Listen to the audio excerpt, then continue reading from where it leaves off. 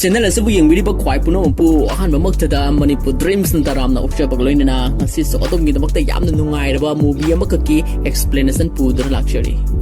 Haidiba movie adudi 2017 da release tawkiba romantic, action, thriller, mystery amasung comedy the best of the putokiba Bollywood movie amakakni Rabta. Film sigi director Dinesh Bijan, writer Siddharth Garima, amasung producer Busan Kumar amasung Homi Adanjala. Rabta hariba film sigi maruiba saktam langniba singdi hero oriba Jilan amasung sibagi saktam da Sushant Singh Rajput. Heroine oriba Saiba amasung Sairagi saktam da Kriti Sanon. Beland Kaver amasung Zakir gi saktam langniba Jim Sa. Radha gi saktam da Barun Sharma. Amasung film sida maruiba akhanaraba special appearance Deepika Padukone.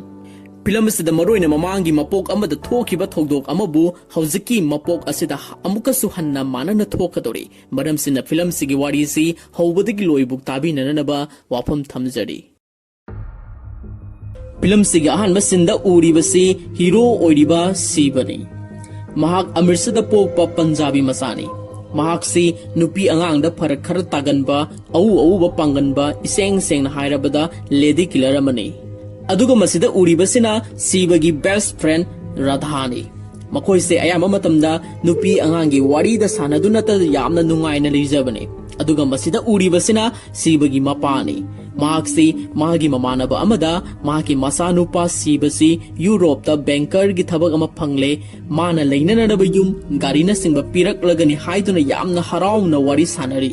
Sibagi mama amadi magi mamanaba mayamna mahakpu Budapest ta chatnaba airport phawba harawna thindok pirakpani. Haiba khongchat asida sibagi mamanaba Radhasu yawgadori. Chalamdagi mikup sida machanupa da mamana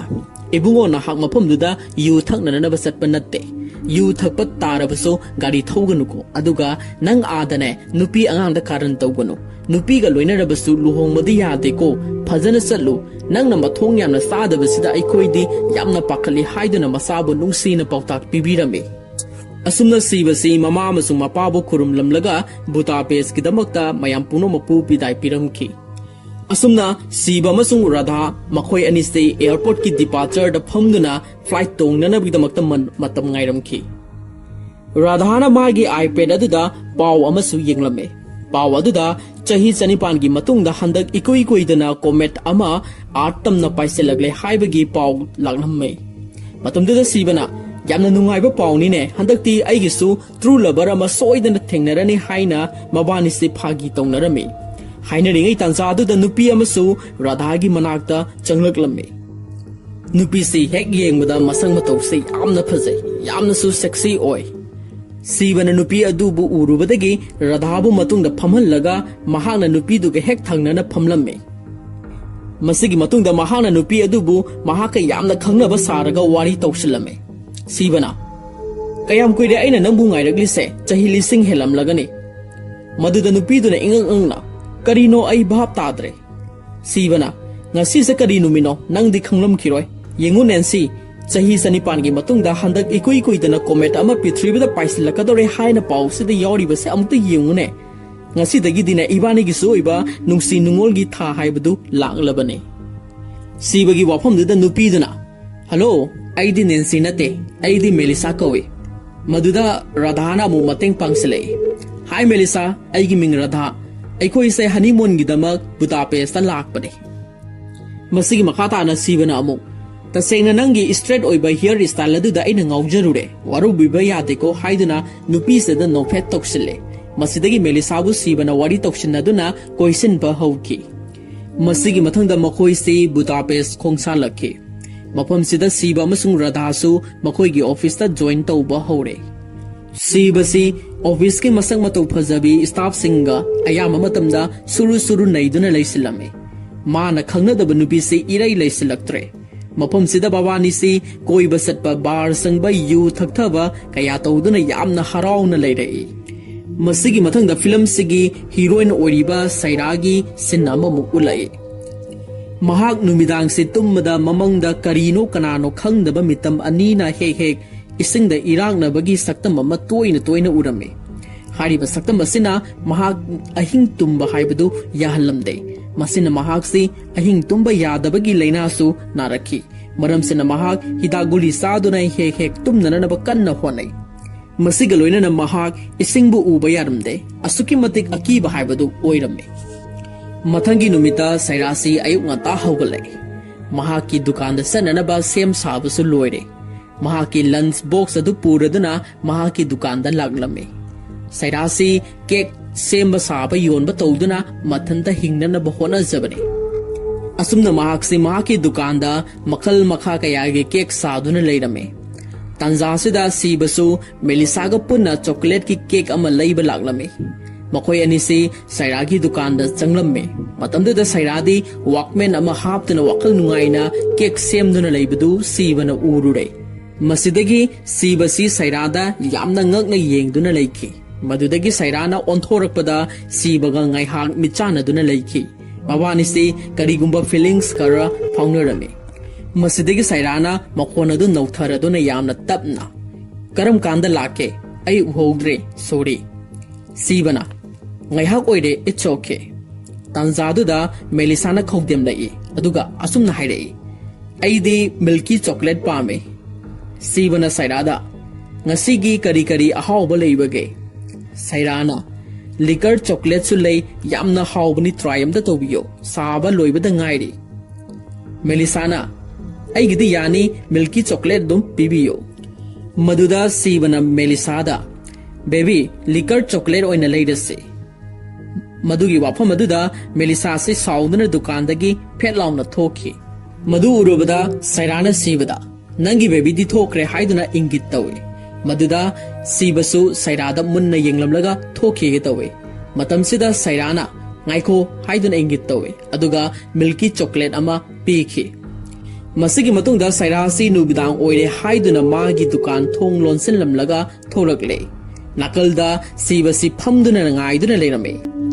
ꯁꯩꯔꯥꯕꯨ ꯎꯔꯨꯕꯒ ꯁꯤꯕꯅ ꯐꯨꯛ ꯍꯧꯒꯠꯇꯨꯅ ꯁꯩꯔꯥꯗ ꯈꯥꯏꯕ ꯍꯧꯔꯛꯏ ꯅꯪꯁꯤ ꯌꯥꯝꯅ ꯅꯨꯡꯁꯤꯕ ꯃꯅꯝ ꯑꯃ ꯐꯥꯎꯏꯅꯦ ꯑꯩꯅ ꯅꯪꯒꯨꯝꯕ ꯃꯤꯑꯣꯏꯁꯤ ꯌꯥꯝꯅ ꯋꯥꯅ ꯊꯤꯔꯛꯄꯅꯦ ꯉꯁꯤꯗꯤ ꯐꯪꯂꯦ ꯍꯥꯏꯗꯨꯅ ꯁꯩꯔꯥꯒꯤ ꯃꯇꯨꯡ ꯏꯟꯅꯁꯜꯂꯤ ꯃꯗꯨꯗꯒꯤ ꯁꯩꯔꯥꯅ ꯑꯃꯨꯛ ꯈꯥꯏꯕ ꯍꯧꯖꯤꯜꯂꯝꯃꯤ ꯆꯣꯀꯣꯂꯦꯠꯀꯤ ꯃꯅꯝ ꯑꯣꯏꯔꯝꯅꯤ ꯅꯪꯒꯤ ꯅꯨꯄꯤꯗꯨꯅ ꯅꯪꯕꯨ ꯀꯥꯎꯊꯣꯛꯇꯨꯅ ꯍꯨꯟꯗꯣꯛꯂꯝꯕ ꯃꯥꯜꯂꯤꯗ ꯍꯧꯖꯤꯛꯇꯤ ꯑꯩꯉꯣꯟꯗ ꯑꯃꯨꯛ ꯗꯥꯏꯔꯦꯛ ꯑꯦꯟꯇ꯭ꯔꯤ ꯇꯧꯔꯛꯄ ꯑꯣꯏꯔꯝꯅꯤꯅꯦ ꯑꯁꯨꯝꯅ ꯍꯥꯏꯗꯨꯅ ꯐꯥꯒꯤ ꯇꯧꯁꯜꯂꯝꯃꯤ ꯃꯗꯨꯗꯁꯨ ꯑꯃꯨꯛ ꯁꯤꯕꯅ ꯅꯍꯥꯛꯁꯤ ꯑꯩꯅ ꯁꯨꯝ ꯌꯦꯡꯕꯗ ꯅꯪꯒꯤ ꯕꯣꯏꯐ꯭ꯔꯦꯟꯅꯁꯨ ꯍꯨꯟꯗꯣꯛꯂꯝꯕ ꯃꯥꯜꯂꯤ ꯊꯃꯣꯏ ꯀꯥꯏꯔꯕ ꯃꯤꯁꯛ ꯑꯃ ꯑꯣꯏꯅ ꯎꯏꯀꯣ ꯍꯥꯏꯔꯝꯃꯤ ꯃꯐꯝꯗꯨꯗ ꯁꯩꯔꯥꯅ ꯑꯃꯨꯛ ꯅꯪꯅ ꯉꯁꯥꯏ ꯑꯩꯉꯣꯟꯗꯒꯤ ꯆꯣꯀꯣꯂꯦꯠ ꯂꯩꯈꯤꯕꯒꯤ ꯄꯩꯁꯥ ꯄꯤꯔꯝꯗꯦ ꯃꯗꯨꯒꯤꯅꯤ ꯑꯩꯅ ꯊꯃꯣꯏ ꯀꯥꯏꯕ ꯑꯣꯏꯅ ꯎꯔꯤꯕꯁꯤ ꯑꯁꯨꯝ ꯍꯥꯏꯗꯨꯅ ꯍꯥꯏꯖꯤꯜꯂꯝꯃꯤ ꯃꯁꯤꯗꯒꯤ ꯁꯤꯕꯅ ꯌꯨꯔꯣꯒꯤ $10 ꯑꯃ ꯄꯤꯔꯝꯃꯤ ꯑꯗꯨꯒ ꯔꯦꯗ ꯔꯣꯁ ꯑꯃꯁꯨ ꯄꯤꯁꯜꯂꯝꯃꯤ ꯑꯗꯨꯒ ꯁꯤꯕꯅ ꯋꯥꯔꯤ ꯃꯈꯥ ꯍꯧꯖꯤꯜꯂꯝꯃꯤ ꯑꯩꯒꯤ ꯃꯤꯡꯗꯤ ꯁꯤꯕ ꯀꯧꯏ ꯅꯪꯒꯤ ꯃꯤꯡ ꯀꯔꯤ ꯀꯧꯕꯒꯦ ꯃꯇꯝꯗꯨꯗ ꯁꯩꯔꯥꯅ ꯁꯩꯔꯥ ꯀꯧꯏ ꯑꯁꯨꯝꯅ ꯃꯈꯣꯏ ꯑꯅꯤꯁꯤ ꯋꯥꯔꯤ ꯁꯥꯟꯅꯗꯨꯅ ꯂꯥꯛꯄꯅ ꯁꯩꯔꯥꯒꯤ ꯃꯌꯨꯝ ꯌꯧꯔꯛꯈꯤ ꯁꯤꯕꯁꯨ ꯁꯩꯔꯥꯒꯤ ꯏꯃꯨꯡꯗ ꯑꯗꯨꯝ ꯆꯪꯁꯤꯜꯂꯛꯈꯤ ꯃꯗꯨꯗ ꯁꯩꯔꯥꯅ ꯀꯩꯅꯣ ꯃꯤꯇꯣꯝꯅ ꯃꯤꯒꯤ ꯏꯃꯨꯡꯗ ꯍꯦꯛꯇ ꯆꯪꯂꯛꯂꯤꯕꯕꯣ ꯆꯠꯂꯣ ꯅꯌꯨꯝ ꯍꯟꯈ꯭ꯔꯣ ꯃꯇꯝꯗꯨꯗ ꯁꯤꯕꯅ ꯌꯥꯝꯅ ꯃꯔꯨꯑꯣꯏꯕ ꯑꯃ ꯋꯥꯠꯂꯤ ꯍꯥꯏꯅ ꯏꯪꯒꯤꯠ ꯇꯧꯏ ꯁꯩꯔꯥꯅ ꯀꯔꯤꯅꯣ ꯍꯥꯏꯁꯦ ꯁꯤꯕꯅ ꯀꯤꯁ ꯑꯃꯇ ꯃꯥꯏꯗ ꯇꯧꯕꯤꯌꯣ ꯁꯩꯔꯥꯅ ꯉꯝꯂꯣꯏ ꯁꯤꯕꯅ ꯑꯃꯨꯛꯇꯪꯗꯤ ꯇꯧꯕꯤꯌꯨ ꯑꯗꯨꯒ ꯍꯜꯂꯒꯦ ꯋꯥꯐꯝ ꯑꯗꯨꯗ ꯁꯩꯔꯥꯅ ꯉꯝꯂꯣꯏ ꯆꯠꯂꯣ ꯌꯥꯔꯦ ꯁꯤꯕꯅ ꯐꯔꯦ ꯍꯜꯂꯒꯦ ꯒꯨꯗ ꯅꯥꯏꯠ ꯕꯥꯏ ꯁꯤꯕꯅ ꯆꯠꯈꯤꯒꯦ ꯇꯧꯏ ꯇꯥꯟꯖꯥꯗꯨꯗ ꯁꯩꯔꯥꯁꯤ ꯀꯔꯤ ꯈꯜꯂꯨꯔꯕꯅꯣ ꯈꯪꯗꯦ ꯁꯤꯕꯒꯤ ꯃꯈꯨꯠꯇꯨ ꯇꯥꯞ ꯐꯥꯔꯣꯏ ꯑꯗꯨꯒ ꯈꯪꯍꯧꯗꯅ ꯂꯤꯞ ꯀꯤꯁ ꯑꯃ ꯇꯧꯁꯤꯜꯂꯝꯃꯤ ꯁꯤꯕꯁꯨ ꯌꯥꯝꯅ ꯐꯖꯕ ꯔꯦꯁꯄꯣꯟꯁ ꯑꯃ ꯄꯤꯔꯝꯃꯤ ꯃꯁꯤꯗꯒꯤ ꯁꯩꯔꯥꯅ ꯁꯤꯕꯕꯨ ꯌꯥꯔꯦ ꯍꯜꯂꯣ ꯍꯥꯏꯗꯨꯅ ꯏꯃꯨꯡꯗꯒꯤ ꯏꯟꯊꯣꯔꯛꯈꯤ ꯑꯁꯨꯝꯅ ꯁꯩꯔꯥ ꯑꯃꯁꯨꯡ ꯁꯤꯕ ꯑꯍꯥꯟꯕ ꯊꯦꯡꯅꯕ ꯅꯨꯃꯤꯠꯁꯤꯗꯒꯤ ꯃꯈꯣꯏ ꯑꯅꯤꯒꯤ ꯑꯣꯏꯕ ꯀꯦꯃꯤꯁꯇ꯭ꯔꯤ ꯑꯃ ꯁꯦꯝꯒꯠꯄ ꯍꯧꯈꯤ ꯃꯁꯤꯒꯤ ꯃꯇꯨꯡꯗ ꯁꯩꯔꯥꯁꯤ ꯅꯨꯃꯤꯗꯥꯡ ꯑꯣꯏꯔꯦ ꯍꯥꯏꯗꯨꯅ ꯃꯥꯒꯤ ꯗꯨꯀꯥꯟ ꯊꯣꯡ ꯂꯣꯟꯁꯤꯜꯂꯝꯂꯒ ꯊꯣꯛꯂꯛꯂꯦ ꯅꯥꯀꯜꯗ ꯁꯤꯕꯁꯤ ꯐꯝꯗꯨꯅ ꯉꯥꯏꯗꯨꯅ ꯂꯩꯔꯝꯃꯤ ꯁꯩꯔꯥꯕꯨ ꯎꯔꯨꯕꯒ ꯁꯤꯕꯅ ꯐꯨꯛ ꯍꯧꯒꯠꯇꯨꯅ ꯁꯩꯔꯥꯗ ꯈꯥꯏꯕ ꯍꯧꯔꯛꯏ ꯅꯪꯁꯤ ꯌꯥꯝꯅ ꯅꯨꯡꯁꯤꯕ ꯃꯅꯝ ꯑꯃ ꯐꯥꯎꯏꯅꯦ ꯑꯩꯅ ꯅꯪꯒꯨꯝꯕ ꯃꯤꯑꯣꯏꯁꯤ ꯌꯥꯝꯅ ワꯅ ꯊꯤꯔꯛꯄꯅꯦ ꯉꯁꯤꯗꯤ ꯐꯪꯂꯦ ꯍꯥꯏꯗꯨꯅ ꯁꯩꯔꯥꯒꯤ ꯃꯇꯨꯡ ꯏꯟꯅꯁꯜꯂꯤ ꯃꯗꯨꯗꯒꯤ ꯁꯩꯔꯥꯅ ꯑꯃꯨꯛ ꯈꯥꯏꯕ ꯍꯧꯖꯤꯜꯂꯝꯃꯤ ꯆꯣꯀꯣꯂꯦꯠꯀꯤ ꯃꯅꯝ ꯑꯣꯏꯔꯝꯅꯤ ꯅꯪꯒꯤ ꯅꯨꯄꯤꯗꯨꯅ ꯅꯪꯕꯨ ꯀꯥꯎꯊꯣꯛꯇꯨꯅ ꯍꯨꯟꯗꯣꯛꯂꯝꯕ ꯃꯥꯜꯂꯤꯗ ꯍꯧꯖꯤꯛꯇꯤ ꯑꯩꯉꯣꯟꯗ ꯑꯃꯨꯛ ꯗꯥꯏꯔꯦꯛ ꯑꯦꯟꯇ꯭ꯔꯤ ꯇꯧꯔꯛꯄ ꯑꯣꯏꯔꯝꯅꯤꯅꯦ असुमना हाइदुना फागी तौशलमे मदुदा समुक सीबना नाहक से अइना सुम येंगबदा नंगी बॉयफ्रेंड सु हुंदोकलम माले थमोय कायरबा मिसक अमोयना उइको हाइरमे वफमदुदा सैराना अमुक नंगना ngasai aingondagi chocolate leikibagi paisa piramde madugini aina thamoi kaiba oina uribase asum haiduna haizilame masidagi sibana euro gi $10 ma pirame aduga red rose ama su pisilame aduga sibana wari makha hojilame aigi mingdi siba kowi nangi mingkari kobage matamduda sairana saira kowi asumna makhoi anisi wari sana sanaduna lakmana sairagi mayum yorakhe सीबसु सैरागी इमुंगदा अदुम संजिल्लखी मदुदा सैराना कइनो मितोमना मीगी इमुंगदा हेक्ता संगललिबबो चलो नयुम हलनख्रो मतमदुदा सीबना यामना मरोइबा अमा वाली हाइना इंगित तवी सैराना करिनो हाइसे सीबना कि समता माइदा तोबियो सैराना ngамलोय सीबना अमुक तंगदी तोबियो अदुगा हल्लगे मवफम अदुदा सैराना ngамलोय चलो यारे सीबना फरे हलगे good night bye सीबना चटखिगे Tawi तंजादुदा सैरासी करी खल्लुरबनो खंगदे सीबगी मखुत्तु ताप फारोय अदुगा खंगहौदना लिप किस अमा तौशिलमे सीबसु यामना फजब रेस्पॉन्स अमा पिरमे मसिदगी सैराना सीबबु यारे हल्लो हाइदुना इमुंगदगी इंथोरखे असुमना सैरा अमसुंग सीबा अहानब थेंगनब नुमितसिदगी मखोय अनेगी ओइबा केमिस्ट्री अमा सेंगतपा हौखी अरिबा थौदोक्तुगी वारीदु ममानब राधादा लीदुना ताहलमे मदुदा राधाना ओइरोई मफमसे इंडिया नते फॉरेननी पैसा तिंगलगा तोकनी अदुगी सुमथक्ता चलमदाइगी मिकुप्ता इमान हाइरकपतो कावरबो हाइदुना सेरान तुरान तौजनुको हाइना सैरमे राधागी वाफमदुदा सीबना असुमना हाइरमे होय अइसु खंगिबा अदुबु महाक्ति अतैदगी टॉप टॉप गुण अमा यावरी अदुगा महाक्तिने प्योर इंडियन ने मसिगी मथंगदा सैरागी मंगलांदा सखंगदबा मितम अदु अमुक थोलक्तुना सैराबु तुम थुकाइरमे असुमना महाक्सी तुम काइदुना हौगलखी मसिगी मखा तारकपदा सैरा महौसागुम दुकान लोलमलगा मयुमदा हनगे तौरबे मतुमदुदा मफमदुदा हाना ngaiduna लेनंबा सीबना सैराबु कौरखे अदुगा खाइबा हौरमे 24 hours नंगसे नोफेट तौदुना अदुम लै नंगसे यामना फजैबो करी सापोन सिजनबगे मनम असुक यामना नुक्सिरिबसिबो खोंजेल अदु ताबदा सैरासे इंगंगंगना नंग अमुक लागलब्रा सीबना होय ngarangi one night stay अदुगी किस अदु आइदी हौजिक फावबा थाजबा ngamdebo amuka hanna yaroidra wafam अदुदा सैराना मदुदी मिस्टेक नि नमंगदा फावबा खलुरनु सीबना ngasidi mistake natabida oina tawrasiko haidana nofe tokshilame सैराना यारे वाची तौनु अदुसरु नंगी फैमिली की मतांग दखरा हाइरउ सीबना ए टॉपिक से यामना थुना चेंज तविदा हौजिक अइना हाइबदु सोइबा याबा नतेको अतै लाइरिने नंगी युमदा मियोय अमतो लैबु उदे नंगी इमा बाबासी लैत्रबरा सैराना लैत्रे सीबना ओ सॉरी अइगी इमा बाबादी लैरी अइ पाखंगनी सिनफमना बुदापेस्ट असिदा बैंकर ओइबने असुमना सीबगा सैरागा वारी साना सानादुना सैरागी मयुमदा यौरक्लबे मतमदुदा सैराना ngасidi nang aigi chocolate ama sembigera सीबना होय सेमतोकेने मसिगी मखा तारकबदा सैराना chocolate सेमननबा material सिंग पुथोक्तुना सीबगा पुन्ना chocolate सारमे मतमसिदा सीबना म्यूजिक अमा थादोक्तुना डांस तौखाइरमे महांगना सैरागी पुकमिंग पेननबा होनबिरमे मागी सम समजब इंगाव ngawjab mo matosida सैरासु थवाई ताना नोक्चरमे मसिदगी मबानिसी amaga su michanaduna phana kuina yengnaduna leike मखोई अनिगी थमोइदा करिगुंबा इनोट अमा फावरखे मसिना मखोई अनिसी कंट्रोल तौनबा ngamlakide मदुगी मतुंगदा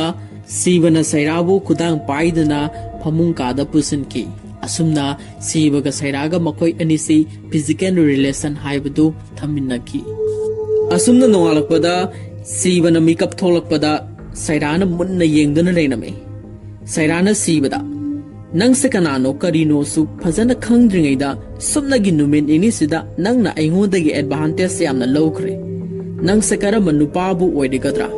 ꯑꯩꯒꯤ ꯊꯃꯣꯏꯕꯨꯁꯨ ꯌꯥꯝꯅ ꯂꯥꯏꯅ ꯈꯨꯗꯨꯝ ꯆꯟꯁꯤꯜꯂꯤꯁꯤꯕꯣ ꯃꯗꯨꯗ ꯁꯤꯕꯅ ꯐꯥꯒꯤ ꯇꯧꯗꯨꯅ ꯑꯩꯒꯤ ꯍꯣꯠ ꯑꯣꯏꯕ ꯃꯁꯀꯨꯂꯔ ꯕꯣꯗꯤ ꯑꯁꯤꯗ ꯉꯥꯎꯈꯤꯕ ꯑꯣꯏꯔꯝꯅꯤ ꯍꯥꯏꯗꯨꯅ ꯃꯍꯥꯛꯀꯤ ꯐꯨꯔꯤꯠ ꯂꯤꯠꯇ꯭ꯔꯕ ꯍꯛꯆꯥꯡ ꯑꯗꯨꯕꯨ ꯁꯣ ꯇꯧꯔꯝꯃꯤ ꯃꯍꯥꯛꯀꯤ ꯐꯤꯚꯝ ꯑꯗꯨꯗ ꯃꯕꯥꯅꯤꯁꯦ ꯄꯨꯟꯅ ꯅꯣꯛꯃꯤꯟꯅꯔꯝꯃꯤ ꯃꯇꯝꯁꯤꯗ ꯁꯩꯔꯥꯅ ꯁꯤꯕꯒꯤ ꯅꯪꯒꯜꯗ ꯑꯆꯧꯕ ꯗꯥꯛ ꯑꯃ ꯇꯥꯔꯝꯕꯁꯨ ꯊꯦꯡꯅꯈꯤ ꯃꯗꯨ ꯎꯔꯨꯕꯗ ꯁꯩꯔꯥꯅ ꯀꯔꯤꯒꯤ ꯗꯥꯛꯅꯣ ꯁꯤꯅ ꯁꯤꯕꯅ ꯀꯔꯤꯁꯨ ꯅꯠꯇꯦꯗ ꯏꯃꯥ ꯄꯨꯛꯅꯨꯡꯗꯒꯤ ꯌꯥꯎꯔꯛꯄꯅꯦ ꯍꯥꯏꯅꯔꯤꯉꯩ ꯇꯥꯟꯖꯥ ꯑꯁꯤꯗ ꯁꯩꯔꯥꯒꯤ ꯀꯣꯜ ꯑꯃ ꯂꯥꯛꯂꯝꯃꯤ ꯁꯩꯔꯥꯅ ꯌꯥꯝꯅ ꯄꯥꯈꯠꯅ ꯋꯥꯔꯤ ꯁꯥꯔꯝꯃꯤ ꯑꯗꯨꯒ ꯃꯍꯥꯛꯀꯤ ꯂꯩꯐꯝ ꯑꯃꯗꯤ ꯔꯨꯝ ꯅꯝꯕꯔꯁꯨ ꯍꯥꯏꯅꯔꯝꯃꯤ ꯃꯇꯝ ꯑꯗꯨꯗ ꯁꯤꯕꯅ ꯀꯅꯥꯅꯣ ꯀꯣꯜ ꯇꯧꯔꯛꯂꯤꯗꯨꯕꯣ ꯍꯪꯈꯤ ꯁꯩꯔꯥꯅ ꯀꯣꯟꯅ ꯍꯥꯏꯒꯦ ꯅꯪ ꯃꯐꯝꯁꯤ ꯊꯥꯗꯣꯛꯇꯨꯅ ꯌꯥꯝꯅ ꯊꯨꯅ ꯆꯠꯈ꯭ꯔꯣ ꯍꯥꯏꯗꯨꯅ ꯃꯥꯒꯤ ꯃꯐꯤ ꯃꯔꯣꯜ ꯄꯨꯝꯅꯃꯛ ꯄꯤꯔꯝꯃꯤ ꯑꯗꯨꯒ ꯁꯤꯕꯕꯨ ꯀꯥ ꯃꯅꯨꯡ ꯑꯗꯨꯗꯒꯤ ꯏꯟꯊꯣꯔꯛꯈꯤ ꯍꯧꯖꯤꯛꯇꯤ ꯁꯤꯕꯁꯤ ꯏꯀꯣꯛ ꯀꯣꯛꯈꯩ ꯂꯝꯕꯤ ꯃꯄꯥꯟꯗ ꯃꯤ ꯀꯣꯌꯦꯡ ꯌꯦꯡꯗꯨꯅ ꯂꯩꯔꯝꯃꯤ ꯃꯍꯥꯛꯅ ꯁꯩꯔꯥꯗ ꯀꯣꯜ ꯇꯧꯁꯤꯜꯂꯝꯃꯤ ꯀꯔꯤꯅꯣ ꯅꯪꯅ ꯑꯩꯕꯨ ꯅꯦꯀꯦꯠꯇ ꯏꯟꯊꯣꯔꯛꯂꯤꯕꯁꯤꯕꯣ ꯑꯩ ꯏꯀꯥꯏꯕꯅ ꯁꯤꯗꯧꯔꯦ ꯋꯥꯐꯝ ꯑꯗꯨꯗ ꯁꯩꯔꯥꯅ ꯁꯤꯕ ꯅꯪ ꯁꯥꯎꯒꯅꯨ ꯑꯩꯒꯤ ꯕꯣꯏꯐ꯭ꯔꯦꯟ ꯑꯃ ꯂꯩꯔꯦ ꯃꯍꯥꯛ ꯍꯧꯖꯤꯛ ꯂꯥꯛꯂꯅꯤ ꯁꯤꯕꯅ ꯑꯗꯨ ꯑꯣꯏꯔꯕꯁꯨ ꯊꯣꯡꯗꯣ ꯑꯃꯠꯇ ꯍꯥꯡꯗꯣꯛꯈꯣ ꯋꯥꯐꯝ ꯄꯨꯝꯕ ꯅꯪꯒꯤ ꯕꯣꯏꯐ꯭ꯔꯦꯟ ꯑꯗꯨꯗ ꯍꯥꯏꯔꯒ ꯂꯣꯏꯔꯦ ꯋꯥꯐꯝ ꯑꯗꯨꯗ ꯁꯩꯔꯥꯅ ꯀꯔꯝꯕ ꯋꯥꯐꯝꯅꯣ ꯍꯥꯏꯁꯦ ꯇꯥꯅꯤꯡꯗꯦꯀꯣ ꯂꯥꯡꯒꯅꯨ ꯅꯪꯒ ꯑꯩꯒꯅꯦ ꯁꯨꯞꯅꯒꯤ ꯅꯨꯃꯤꯠ ꯅꯤꯅꯤ ꯈꯛꯇꯅꯤ ꯈꯪꯅꯔꯛꯂꯤꯁꯦ ꯑꯗꯨꯒꯅꯦ ꯃꯥꯒ ꯑꯩꯒꯗꯤ ꯀꯨꯏꯔꯦ ꯈꯪꯅꯔꯛꯂꯤꯁꯦ ꯋꯥꯐꯝ ꯑꯁꯤ ꯍꯥꯏꯔꯒ ꯁꯩꯔꯥꯅ ꯀꯣꯜ ꯑꯗꯨ ꯀꯛꯊꯠꯈꯤ ꯁꯣꯝꯗ ꯇꯥꯟꯖꯥꯗꯨꯗ ꯅꯨꯄꯥ ꯑꯃ ꯆꯪꯂꯛꯇꯨꯅ ꯁꯤꯕꯒꯤ ꯃꯅꯥꯛꯇ ꯁꯦꯀꯦꯟ ꯁ꯭ꯇ꯭ꯔꯤꯠꯀꯤ ꯊꯥꯔꯠ ꯍꯥꯎꯁ ꯍꯥꯏꯔꯤꯕꯁꯤꯕꯨ ꯁꯤ ꯑꯣꯏꯔꯤꯒꯗ꯭ꯔꯥ ꯍꯥꯏꯗꯨꯅ ꯍꯪꯂꯝꯃꯤ ꯃꯗꯨꯗ ꯁꯤꯕꯅ ꯑꯩꯁꯤꯕꯨ ꯅꯪꯒꯤ ꯒꯨꯒꯜ ꯁꯔꯆ ꯑꯣꯏꯅ ꯎꯔꯕ꯭ꯔꯣ ꯍꯥꯏꯗꯨꯅ ꯆꯩꯈꯤ ꯑꯗꯨꯒ ꯃꯥꯒꯤ ꯃꯃꯥꯟꯅꯕ ꯔꯥꯙꯥꯗ ꯀꯣꯜ ꯇꯧꯗꯨꯅ ꯆꯠꯈꯤ ꯃꯊꯪꯒꯤ ꯁꯤꯟꯗ ꯔꯥꯙꯥꯒ ꯁꯤꯕꯒ ꯃꯈꯣꯏ ꯑꯅꯤꯁꯤ ꯌꯥꯝꯅ ꯂꯨꯅ ꯋꯥꯔꯤ ꯑꯃ ꯁꯥꯟꯅꯔꯝꯃꯤ ꯔꯥꯙꯥꯅ ꯑꯩꯅ ꯍꯥꯏꯗ꯭ꯔꯣ ꯑꯣꯏꯔꯣꯏ ꯋꯥꯈꯜ ꯁꯥꯒꯠꯂꯨꯅꯨ ꯄꯩꯁꯥ ꯇꯤꯡꯅꯅꯕ ꯊꯕꯛ ꯇꯧꯅꯨ ꯅꯪꯒꯨꯝꯕꯅ ꯑꯗꯨꯒꯨꯝꯕ ꯅꯨꯄꯤ ꯀꯣꯏꯕ ꯉꯝꯂꯣꯏꯅꯦ ꯉꯁꯤꯅ ꯑꯃꯒ ꯍꯌꯦꯡꯅ ꯑꯃꯒ ꯑꯗꯨꯝ ꯆꯠꯈꯤꯒꯅꯤ ꯃꯗꯨꯗꯒꯤ ꯁꯤꯕꯅ ꯌꯥꯔꯦꯗ ꯅꯪ ꯌꯥꯝꯅ ꯈꯪꯕꯒ ꯁꯥꯔꯛꯂꯅꯨ ꯑꯩꯗꯤ ꯂꯥꯏꯕꯨ ꯂꯥꯏꯔꯤ ꯅꯪꯕꯨ ꯀꯃꯥꯏ ꯇꯧꯔꯤꯒꯦ ꯆꯍꯤ 60 ꯁꯨꯔꯕ ꯐꯥꯎꯕꯗ ꯅꯨꯄꯤ ꯑꯃ ꯐꯥꯎꯕ ꯂꯣꯏꯅꯕ ꯉꯝꯗꯕ ꯅꯪꯅꯕꯣ ꯑꯁꯨꯝꯅ ꯍꯥꯏꯅꯔꯤꯉꯩꯗ ꯁꯩꯔꯥꯒ ꯃꯥꯒꯤ ꯕꯣꯏꯐ꯭ꯔꯦꯟ ꯑꯗꯨꯒ ꯄꯨꯟꯅ ꯊꯣꯔꯛꯇꯨꯅ ꯀꯥꯔ ꯑꯃꯗ ꯇꯣꯡꯈꯠꯈꯤꯔꯝꯃꯤ ꯃꯇꯝꯗꯨꯗ ꯔꯥꯙꯥꯅ ꯇꯨ ꯎꯔꯦꯗꯅ ꯁꯩꯔꯥꯁꯤ ꯃꯥꯒꯤ ꯕꯣꯏꯐ꯭ꯔꯦꯟꯒ ꯅꯣꯛꯇꯅ ꯊꯣꯔꯛꯂꯤꯁꯦ ꯑꯇꯩꯕꯨ ꯂꯥꯏꯔꯤꯅꯦ ꯂꯥꯞꯅ ꯁꯨꯝ ꯌꯦꯡꯕꯗ ꯅꯨꯄꯥꯁꯤꯅ ꯁꯦꯠꯂꯤꯕ ꯑꯟꯗꯔꯋꯦꯌꯔꯁꯤ ꯃꯁꯥꯒꯤ ꯃꯥꯟꯈꯤꯗ꯭ꯔꯦꯗ ꯃꯇꯝꯗꯨꯗ ꯁꯤꯕꯅ ꯌꯥꯝꯅ ꯁꯥꯎꯅ ꯌꯥꯔꯦ ꯋꯥꯊꯤ ꯉꯥꯡꯂꯅꯨ ꯑꯗꯨꯏ ꯁꯔꯨꯛꯅꯦ ꯃꯣꯏꯒꯤ ꯃꯇꯨꯡ ꯑꯣꯏꯅ ꯏꯟꯅꯗꯨꯅ ꯇꯥꯟꯅꯁꯤ ꯑꯁꯨꯝꯅ ꯁꯤꯕꯅ ꯁꯩꯔꯥꯅ ꯆꯠꯈꯤꯕ ꯃꯇꯨꯡꯗ ꯏꯟꯅꯈꯤ ꯁꯤꯕꯁꯨ ꯃꯦꯂꯤꯁꯥ ꯄꯨꯔꯗꯨꯅ ꯁꯩꯔꯥ ꯍꯣꯏꯅ ꯆꯪꯈꯤꯕ ꯍꯣꯇꯦꯜ ꯑꯗꯨꯗ ꯂꯥꯛꯂꯝꯃꯤ ꯑꯗꯨꯒ ꯁꯩꯔꯥꯒꯤ ꯕꯣꯏꯐ꯭ꯔꯦꯟꯒꯤ ꯃꯅꯥꯛꯇ ꯐꯝꯊꯔꯝꯃꯤ ꯍꯧꯖꯤꯛꯇꯤ ꯃꯈꯣꯏ ꯃꯔꯤ ꯁꯛꯈꯪ ꯃꯥꯏꯈꯪꯅꯔꯝꯃꯤ ꯃꯇꯥꯡꯁꯤꯗ ꯁꯤꯕꯅ ꯌꯥꯝꯅ ꯐꯖꯔꯕ ꯇ꯭ꯔꯤꯛ ꯑꯃ ꯇꯧꯗꯨꯅ ꯁꯩꯔꯥꯕꯨ ꯃꯐꯝ ꯑꯁꯤꯗꯒꯤ ꯀꯧꯊꯣꯛꯈꯤ ꯁꯩꯔꯥꯅꯁꯨ ꯃꯥꯒꯤ ꯕꯣꯏꯐ꯭ꯔꯦꯟꯗ ꯋꯥꯁꯔꯨꯝ ꯐꯥꯎꯕ ꯆꯪꯂꯨꯈꯦ ꯍꯥꯏꯗꯨꯅ ꯊꯣꯛꯂꯛꯈꯤ ꯑꯁꯨꯝꯅ ꯁꯤꯕꯒ ꯁꯩꯔꯥꯒ ꯎꯅꯗꯨꯅ ꯋꯥꯔꯤ ꯁꯥꯟꯅꯔꯝꯃꯤ ꯁꯩꯔꯥꯅ ꯀꯔꯤꯅꯣ ꯅꯪꯅ ꯑꯩꯒꯤ ꯏꯇꯨꯡ ꯀꯣꯏꯅ ꯏꯟꯅꯔꯤꯁꯤ ꯐꯔꯁꯨ ꯐꯠꯇ꯭ꯔꯁꯨ ꯑꯩꯒꯤ ꯕꯣꯏꯐ꯭ꯔꯦꯟ ꯑꯃꯁꯨ ꯌꯥꯎꯔꯤ